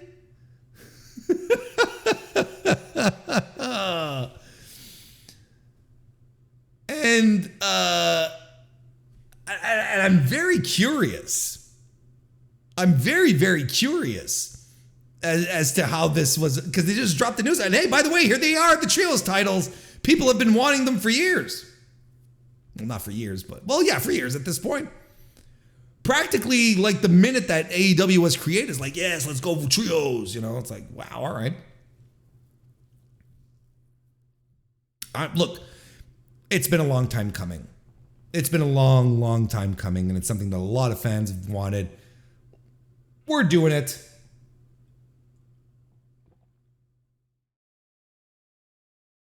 I mean, they've been putting trios and stables and groups together for a while, right? And the most short-sighted of us were like, well, how come there are so many teams? Why is everyone in a group? Well, this is why.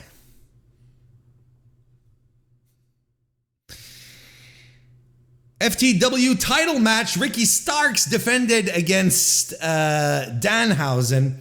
This was, look, from this point on, outstanding stuff.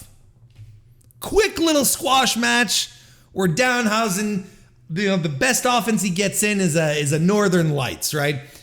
Ricky Starks hits the spear, hit the bricks, Danhausen. Can I comment on something real quick? Very, very fast, just because I think it's important. This is what Danhausen is for in AEW, okay? He's a goofball, a lovable goofball, a great character, great presence that'll make people laugh. He'll do the curse thing, but this is what he's for. He's here to eat pins, put guys over, and if you're a Danhausen fan, I think you need to come to grips with that, okay? But I don't want to spend my time talking about Danhausen here. Because this is a moment that we are going to point back to in years from now. We're going to say this is where it started. Ricky Starks gets on the mic after and he's like, look, I'm ready for a challenge. Let's go. I'm open challenge and let's do this right now. Who answers the call? Hook. The writing is on the wall. We all see it coming. We all saw this coming way before it ever happened. Maybe we thought it was going to take a little more time, but no, we're settling this up tonight. We're cashing this check in tonight. It's not sitting on the dresser anymore. No, we're going to the bank. We're getting this money. Body shots, pump handle suplex by Hook. He's got orange trunks on. What do you think is happening? He hits a Rochambeau. No, excuse me. Ricky Starks goes for the Rochambeau. It's reversed into the Tasmission. The Red Rum. Hook wins. And we think we're done. We're not done. We're not even done. This keeps getting better. Ricky Starks, after the commercial, cuts a fire promo. He says he was given that title when people thought it was a noose and he turned it into a tie. What a fucking line. People in the back tell me to be patient, wait your turn. But he's tired of hearing that his time was last month, last year, and it's right now. And as he keeps putting himself over and cutting the most fire babyface promo of babyface promos, Powerhouse Hobbs knocks the shit out of him.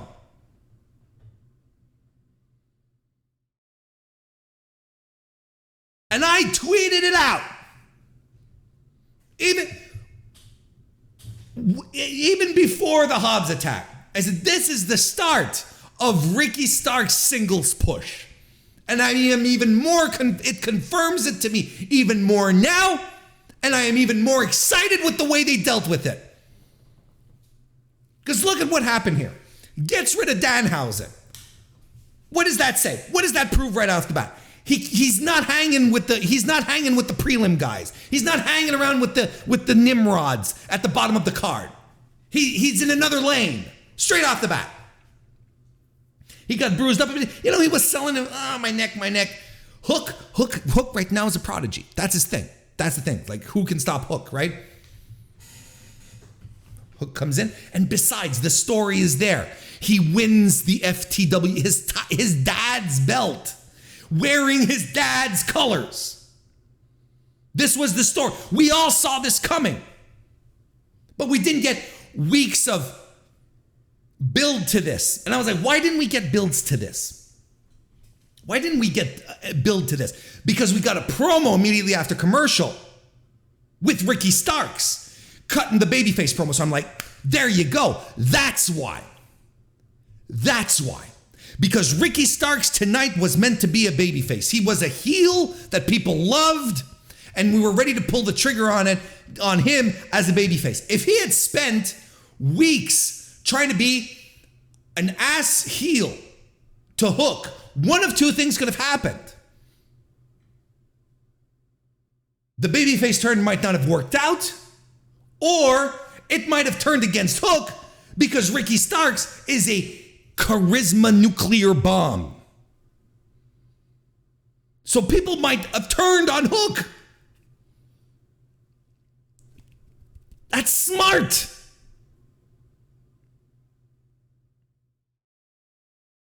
Now he's in the ring and he's cutting a real promo filled with fire, something that, comes from the soul.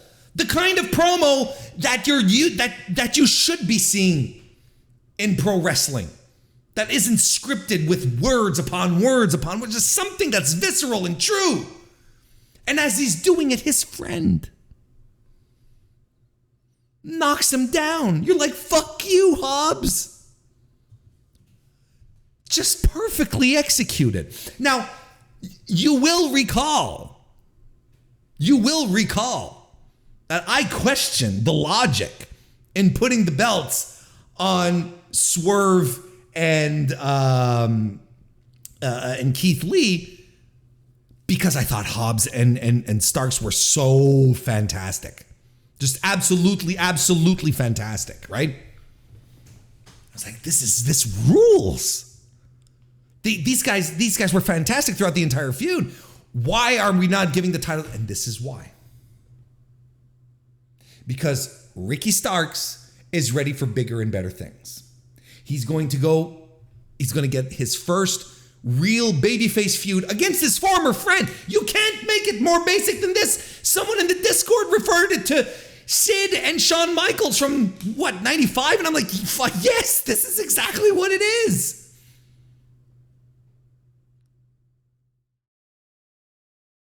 But I keep being told AEW doesn't tell stories. I was told today AEW, they tell stories. Oh, Hangman and Page. Hangman Page and Omega, excuse me. There's a story. It's like, Jesus, okay. If that's your baseline, you're going to be disappointed by everything.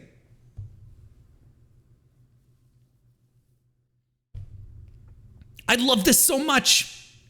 And Ricky Starks, here we go, folks. Here we go. Ricky, look, you can go back if you really, really want to the days when I was reviewing NWA Power when NWA started back just before the pandemic, right? And when Power was actually really fun to watch. And Ricky Starks was there. And he had won the TV title. And I was there. And I was saying, Ricky Starks, he's special. They need to give him some room. Give him some leg room. This guy, he's special. Well, he left before, pandemic hit and he never went back. AEW, so on and so forth.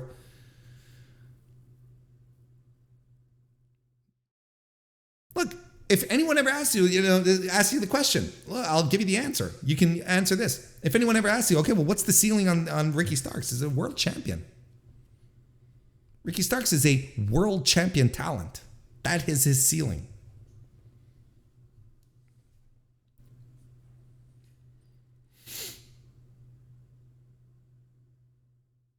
And I've said it before. I've said it before. And I'll say it again. And this is going to be an exciting part of AEW moving forward. We're going to get this nice feud with Hobbs. And I know people are going to be disappointed for Powerhouse Hobbs, because he has a very strong contingent of supporters, and Hobbs has improved tremendously at the same time.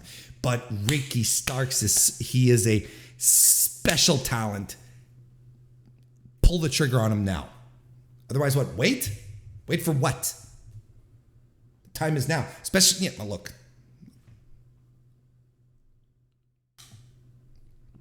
Everything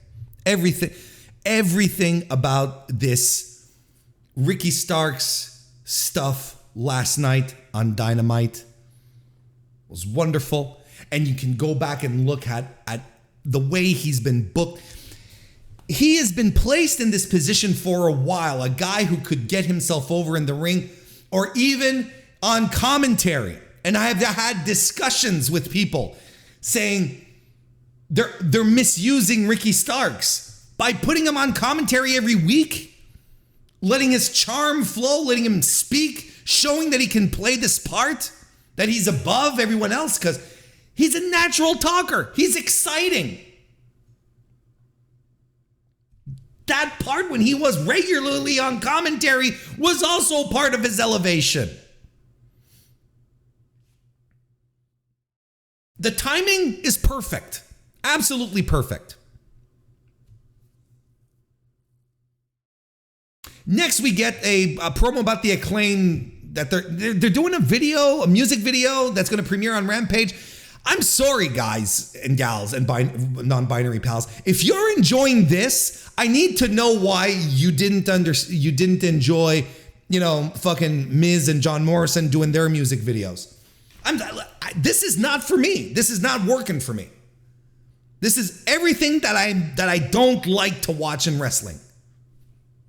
And I've said I haven't been a fan of the Acclaimed outside of Anthony Bowen, so I think I think there's something there. But everything else, the ass boys shit, like it didn't work for me. I think it's nonsense. It's too sports entertaining for me.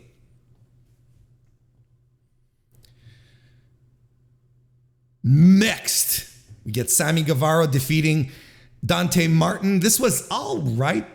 It was all right. I'd say fun. It was fun. Sky Blue comes out to accompany Dante to the ring, and she is so uncomfortable in this role. She's like, she comes out and she walks down to the ring, and she's got no energy. She has no presence. There's nothing. She's like, I don't want to do, like, her body language is saying, I do not want to do this. And Dante he's a fine wrestler, but he himself has this level of awkwardness to his presence as well. Jesus. Dante, look, they go at it, Dante and Sammy. They trade drop kicks. Spot of the match, actually, was Sammy Guevara running up the ramp, right?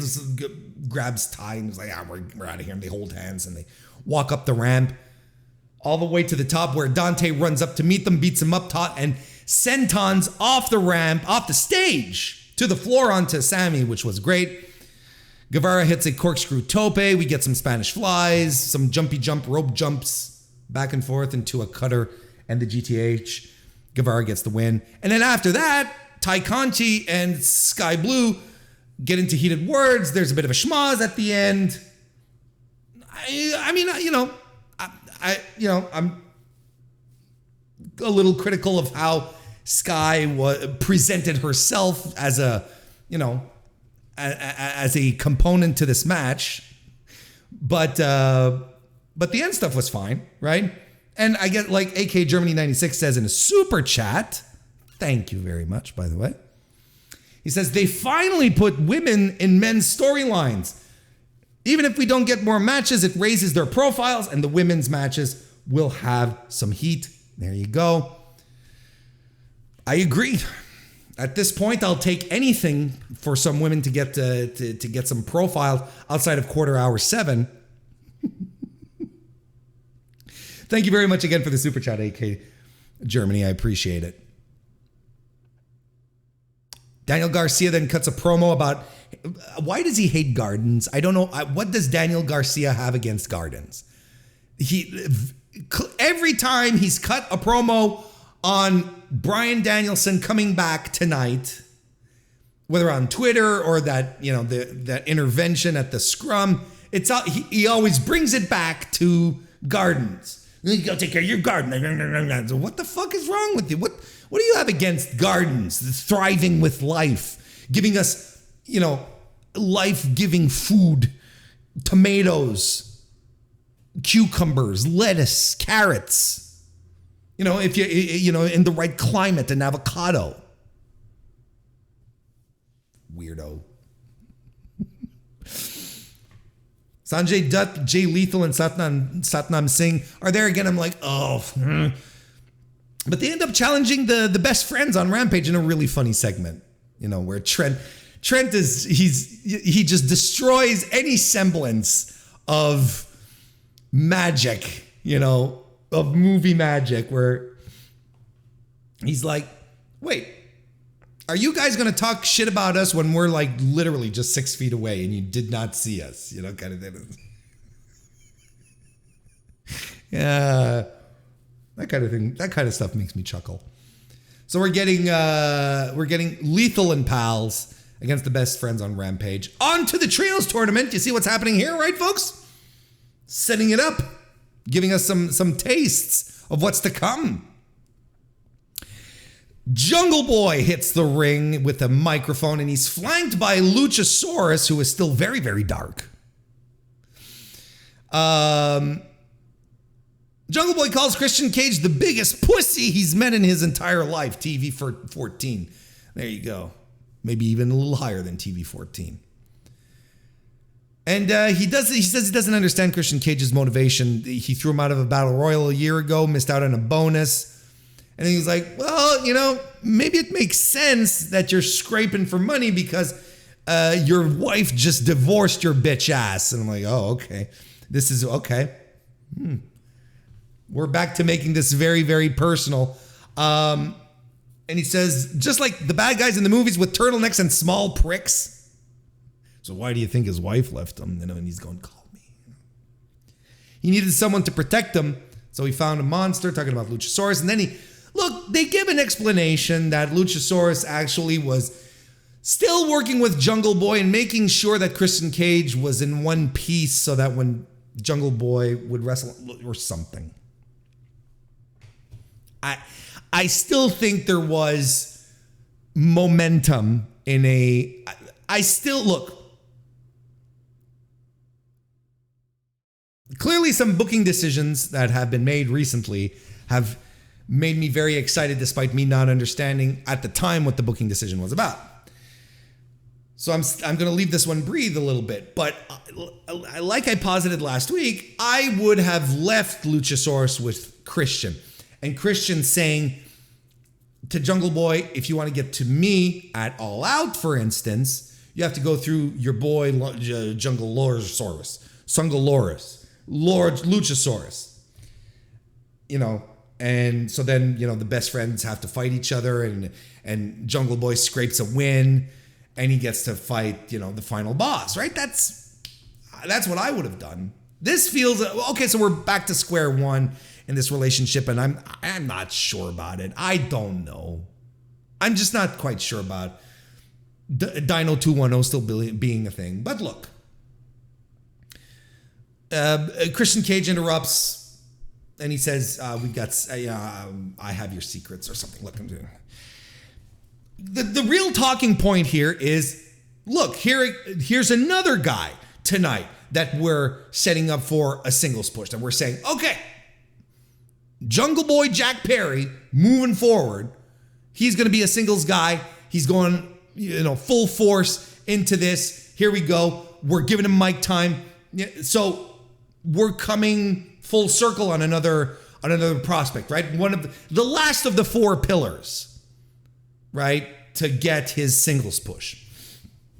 And while I like the promo quite a bit, I think Jungle Boy has improved tremendously. We're not quite there yet. I think it's a little ungrateful to have put him in a position where he had to cut a promo the same night that Ricky Starks did the exact same thing with some such fire, And I think the comparisons, you can draw some comparisons, being new guys that are being clearly going to get the push. It wasn't terrible, the promo, by any stretch of the imagination. And I thought it was Jungle Boy's best promo to date. I think he carried himself more confidently.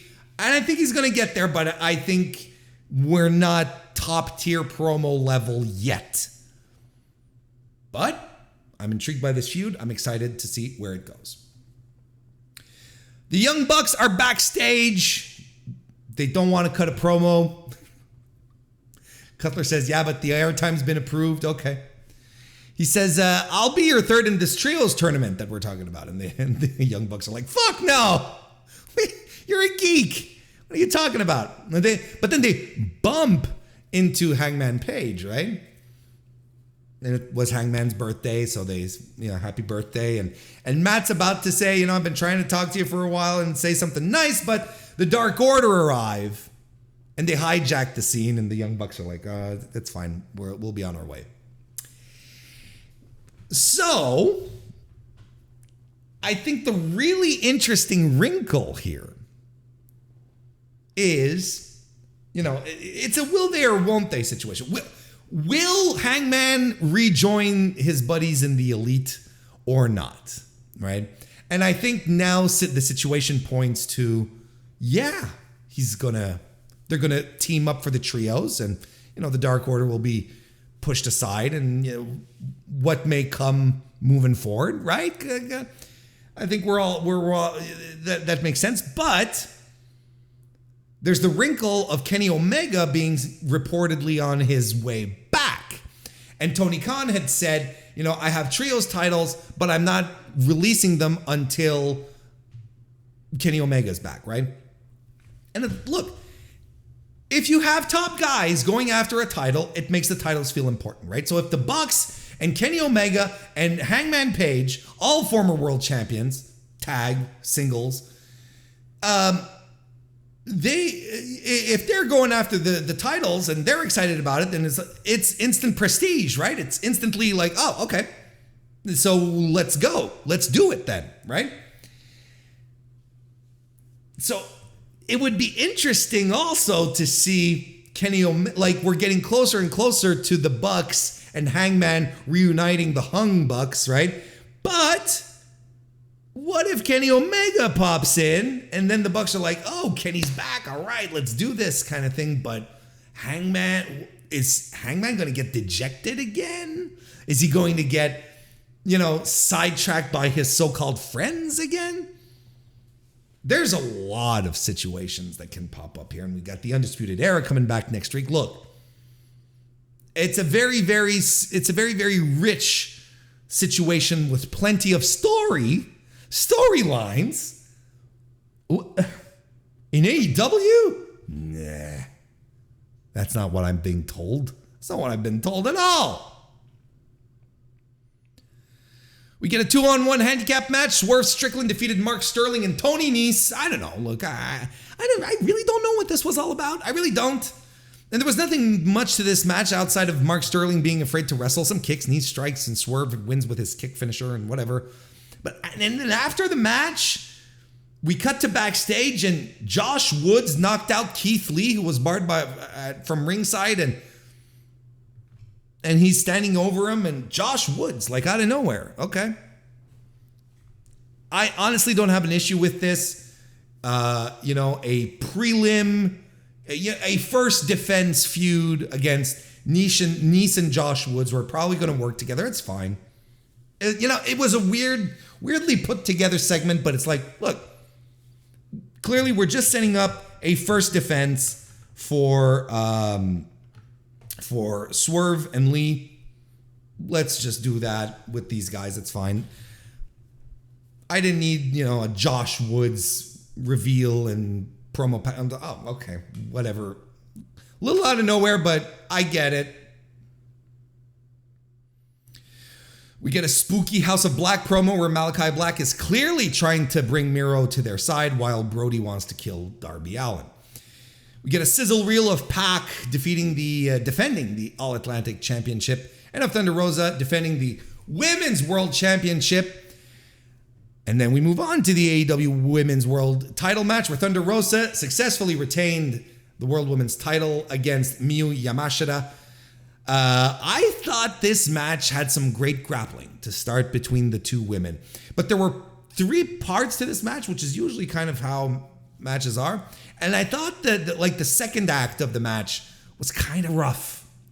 I thought it was a little rough. But still good stuff. Shotgun drop kick to the floor by Rosa. Miyu hits a springboard back kick off the apron. Once they get back into the ring, starts to cook up after that. Rolling kicks and a backbreaker by Miyu. Rosa with corner knees, Shining Wizard, a Northern Lights suplex. Big kick by Miyu, knocking Rosa off the top turnbuckle. They trade strikes, and Miyu hits a huge wheelbarrow German. And it's like, as she tries first, she does it again, and fantastic. And then she hits a skull kick. They do a callback to their TJPW match finish, but Rosa's she's not getting screwed this time.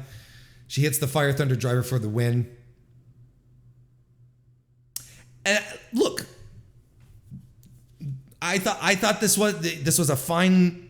Like I said, I think the final stretch of the match was really good. I think the last third was really good. The second act felt rough, and it's weird because I saw. I've seen a couple of Miyu matches, so I know what she's capable of.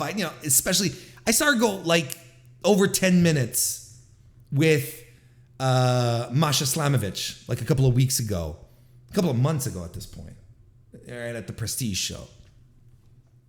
And that was fantastic. And here I'm like, what's missing in this sauce? And is it could be, Miyu working a different ring, working a different ring, working the North American TV style. There's a lot of adaptations on the fly like that you have to do. I don't know. I think there was something that was really missing to this sauce here. Sauce boss. And finally, the main event, where Daniel Garcia defeated Bryan Danielson, the American Dragon.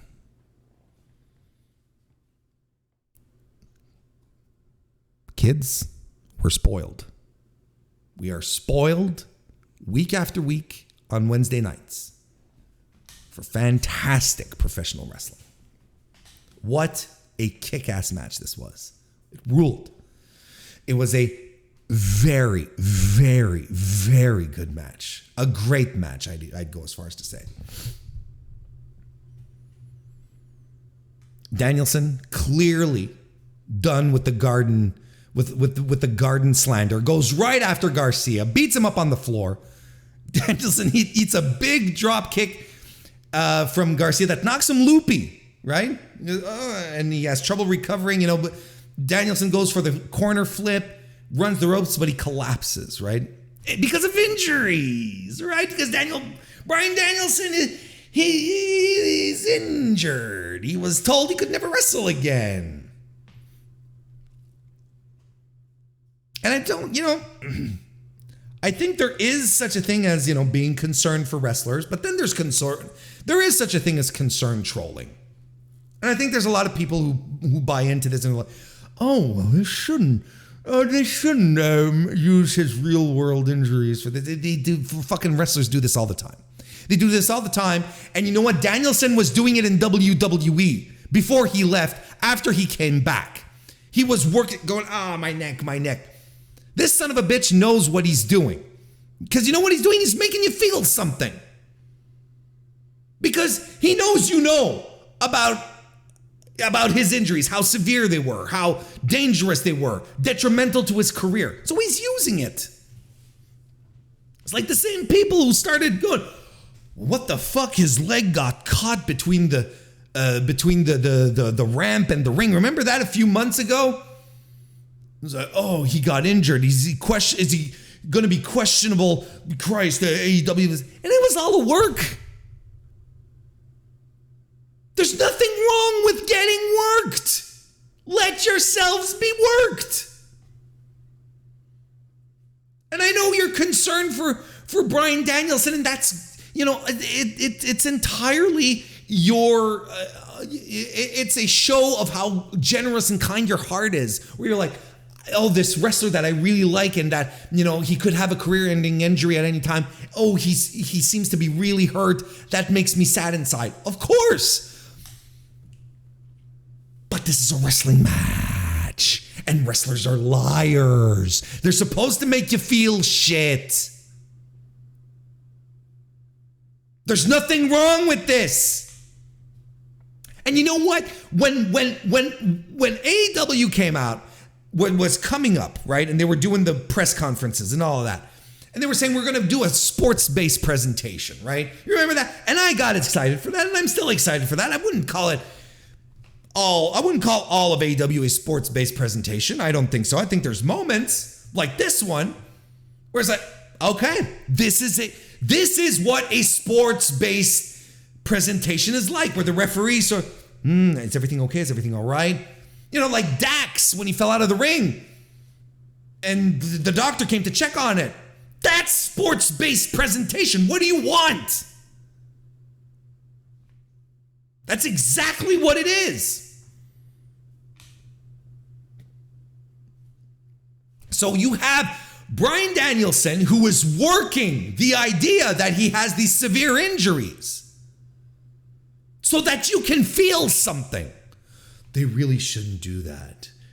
I don't think they should they should mess with concussions. I think this is wrong. These are fucking wrestlers. No, we don't want them to be concussed for real. We don't want any legitimate injuries. Of course not. But if you want to weave it into a storyline, you want to pretend like you're hurt, go right ahead. Go right ahead. Add to the drama, make me feel something, tell the story. This is what I'm talking about when I say in-ring stories. When I talk about, when people say AEW doesn't tell stories, we're telling a story in the ring right now, and that's where it matters. Danielson, seemingly loopy, can't get the match, can't go through the match. Or can he?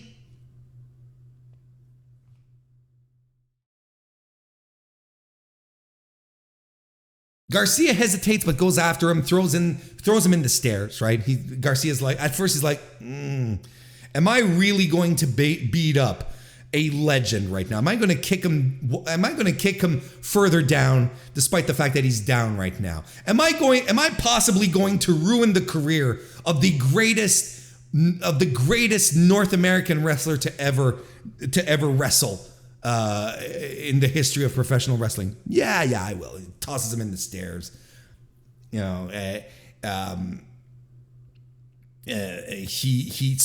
pulls the mat off the floor, does a DDT to Danielson right on the floor. I'm telling, geez Louise.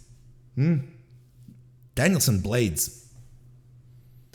Hopefully no one was saying like, oh, but his forehead scraped on the concrete so hard. Or at least get worked. Just admit you got worked and it's fine. Danielson gets back in the ring. He tries to fight, but he's rattled. He can't even stand straight. He hits an avalanche backdrop suplex, but he's still groggy. He can't properly follow up. He goes for the head stomps, but they're countered by Garcia into a sleeper. Danielson reverses that into cattle mutilation and then a tiger suplex. Hammer and anvil elbows, but by Garcia, but Danielson stands up, lands some of his own, hits a regal plex. The Busaku knee is avoided, and Garcia lands a spinning suplex. A little later on, Danielson lands the Busaku knee. Then the label lock. Garcia rolls out of the ring. We get a flying knee strike off the apron by Danielson, who tries to get back into the ring, but someone is holding his leg.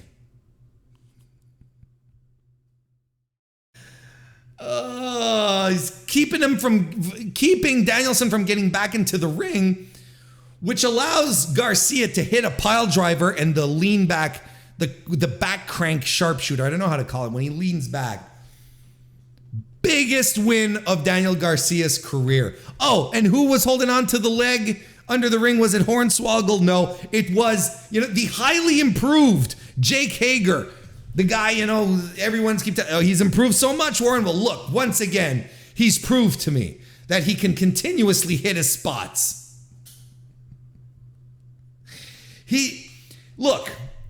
Not crazy about the ending, but the journey is more important to the ending in this circumstance here, because Garcia did all the damage. He did all the damage to Danielson. And maybe, Danielson was in kayfabe medically cleared too quickly. We don't know, right? But it's like,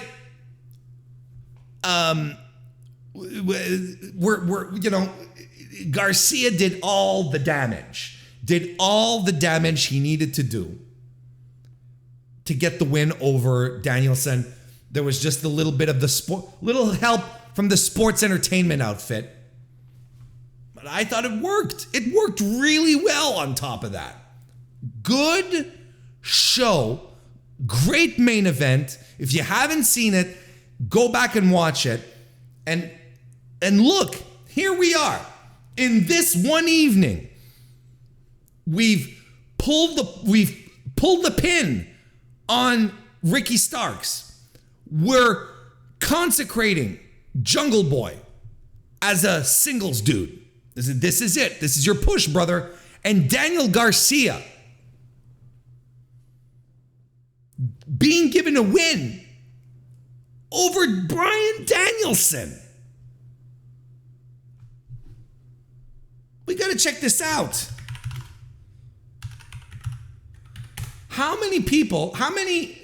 Danielson doesn't have many losses in AEW so far. Bryan Danielson has lost in singles matches to Adam Page. Well, okay, a time limit draw. Okay. He's lost to Adam Page. He's lost to Jon Moxley. So that's 2 losses, right? And that's it. His 3rd loss is against Dan Garcia. Dan Garcia is currently in a select group of people who have defeated Bryan Danielson. He is sharing this accolade with Hangman Adam Page, former world champion, and fucking Jon Moxley.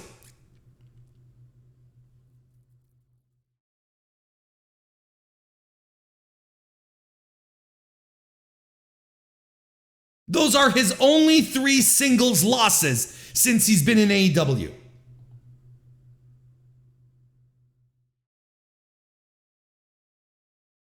Crazy.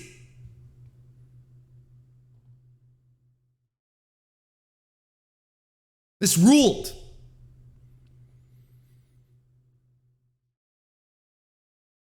And you know what? In an environment right now where AEW is rife with injuries, like all the top guys are injured, the tippy, like Omega, CM Punk, and we don't know the extent of the injuries. We don't know how much longer they have. Adam Cole was injured. Like your top guys. What if TK was like, all right, it's time to pull the trigger on the kids. It's time to pull the trigger on the young guys.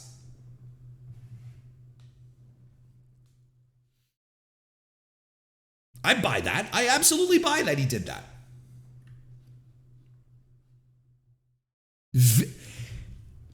Funny how I didn't hear all that much praise about this week's Dynamite. I think this week's Dynamite is going to be an all-timer. This is one we are going to look back on for the Jungle Boy stuff, for the Ricky Stark stuff, for the Daniel Garcia. This has the potential to be a very historically significant one. I thought it was a very, very good one because it had surprises and we just had new stuff moving. And Hook, what am I talking? I'm forgetting about Hook on top of it all. Hook, who took the title off of Ricky Starks, who had outgrown the title at this point, is ready to move on. Hook is perfect. Look at everything we accomplished with the young guys.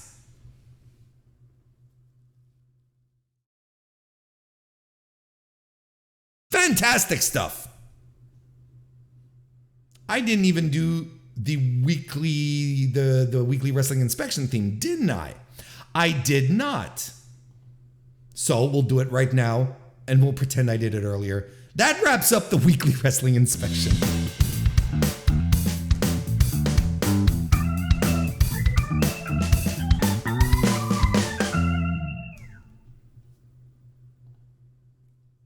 Well, and we're going to wrap up tonight's edition of the Mr. Warren Hayes Show as well. Now, as I mentioned, I'm going to go Broadway. We're going to add some extra content for members of the Mr. Warren Hayes Show channel. Because I talk too much about Vince and Triple H, but that's fine. It's the biggest news in wrestling period in decades. Vince retiring. So I had to take time for that. But for members, I'm going to be talking about the SummerSlam. I'm going to be talking about New Japan Pro Wrestling's Music City Mayhem happening this weekend, and Ric Flair's final match card as well. So I will record that and make it available for members only. So if you want to jump into all of that, just join right now. Join the Mr. Warren Hayes Show channel right here on youtube.com/MrWarrenHayes, and you'll have access to that video just for members, just as a thank you. A thank you for you guys. And maybe this will become a thing. Maybe this will become a thing where, if I talk too much about one thing and there's still news that I want to cover, I'll just pop it on for the members then. What a nice little, I think that'll be a nice little cherry on top of stuff. Who doesn't want more Warren Hayes in their life? Well, my mother to begin with. But I want to thank everyone for joining me live tonight here on Thursday. Did you like the video? Last chance for a like, and I appreciate it a great deal. If you're listening on demand, leave a comment.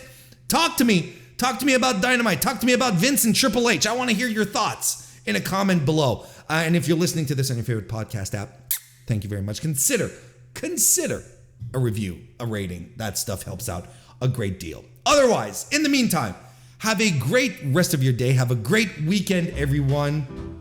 Become a member and come listen to me talk about more stuff. We'll see you next time. Bye.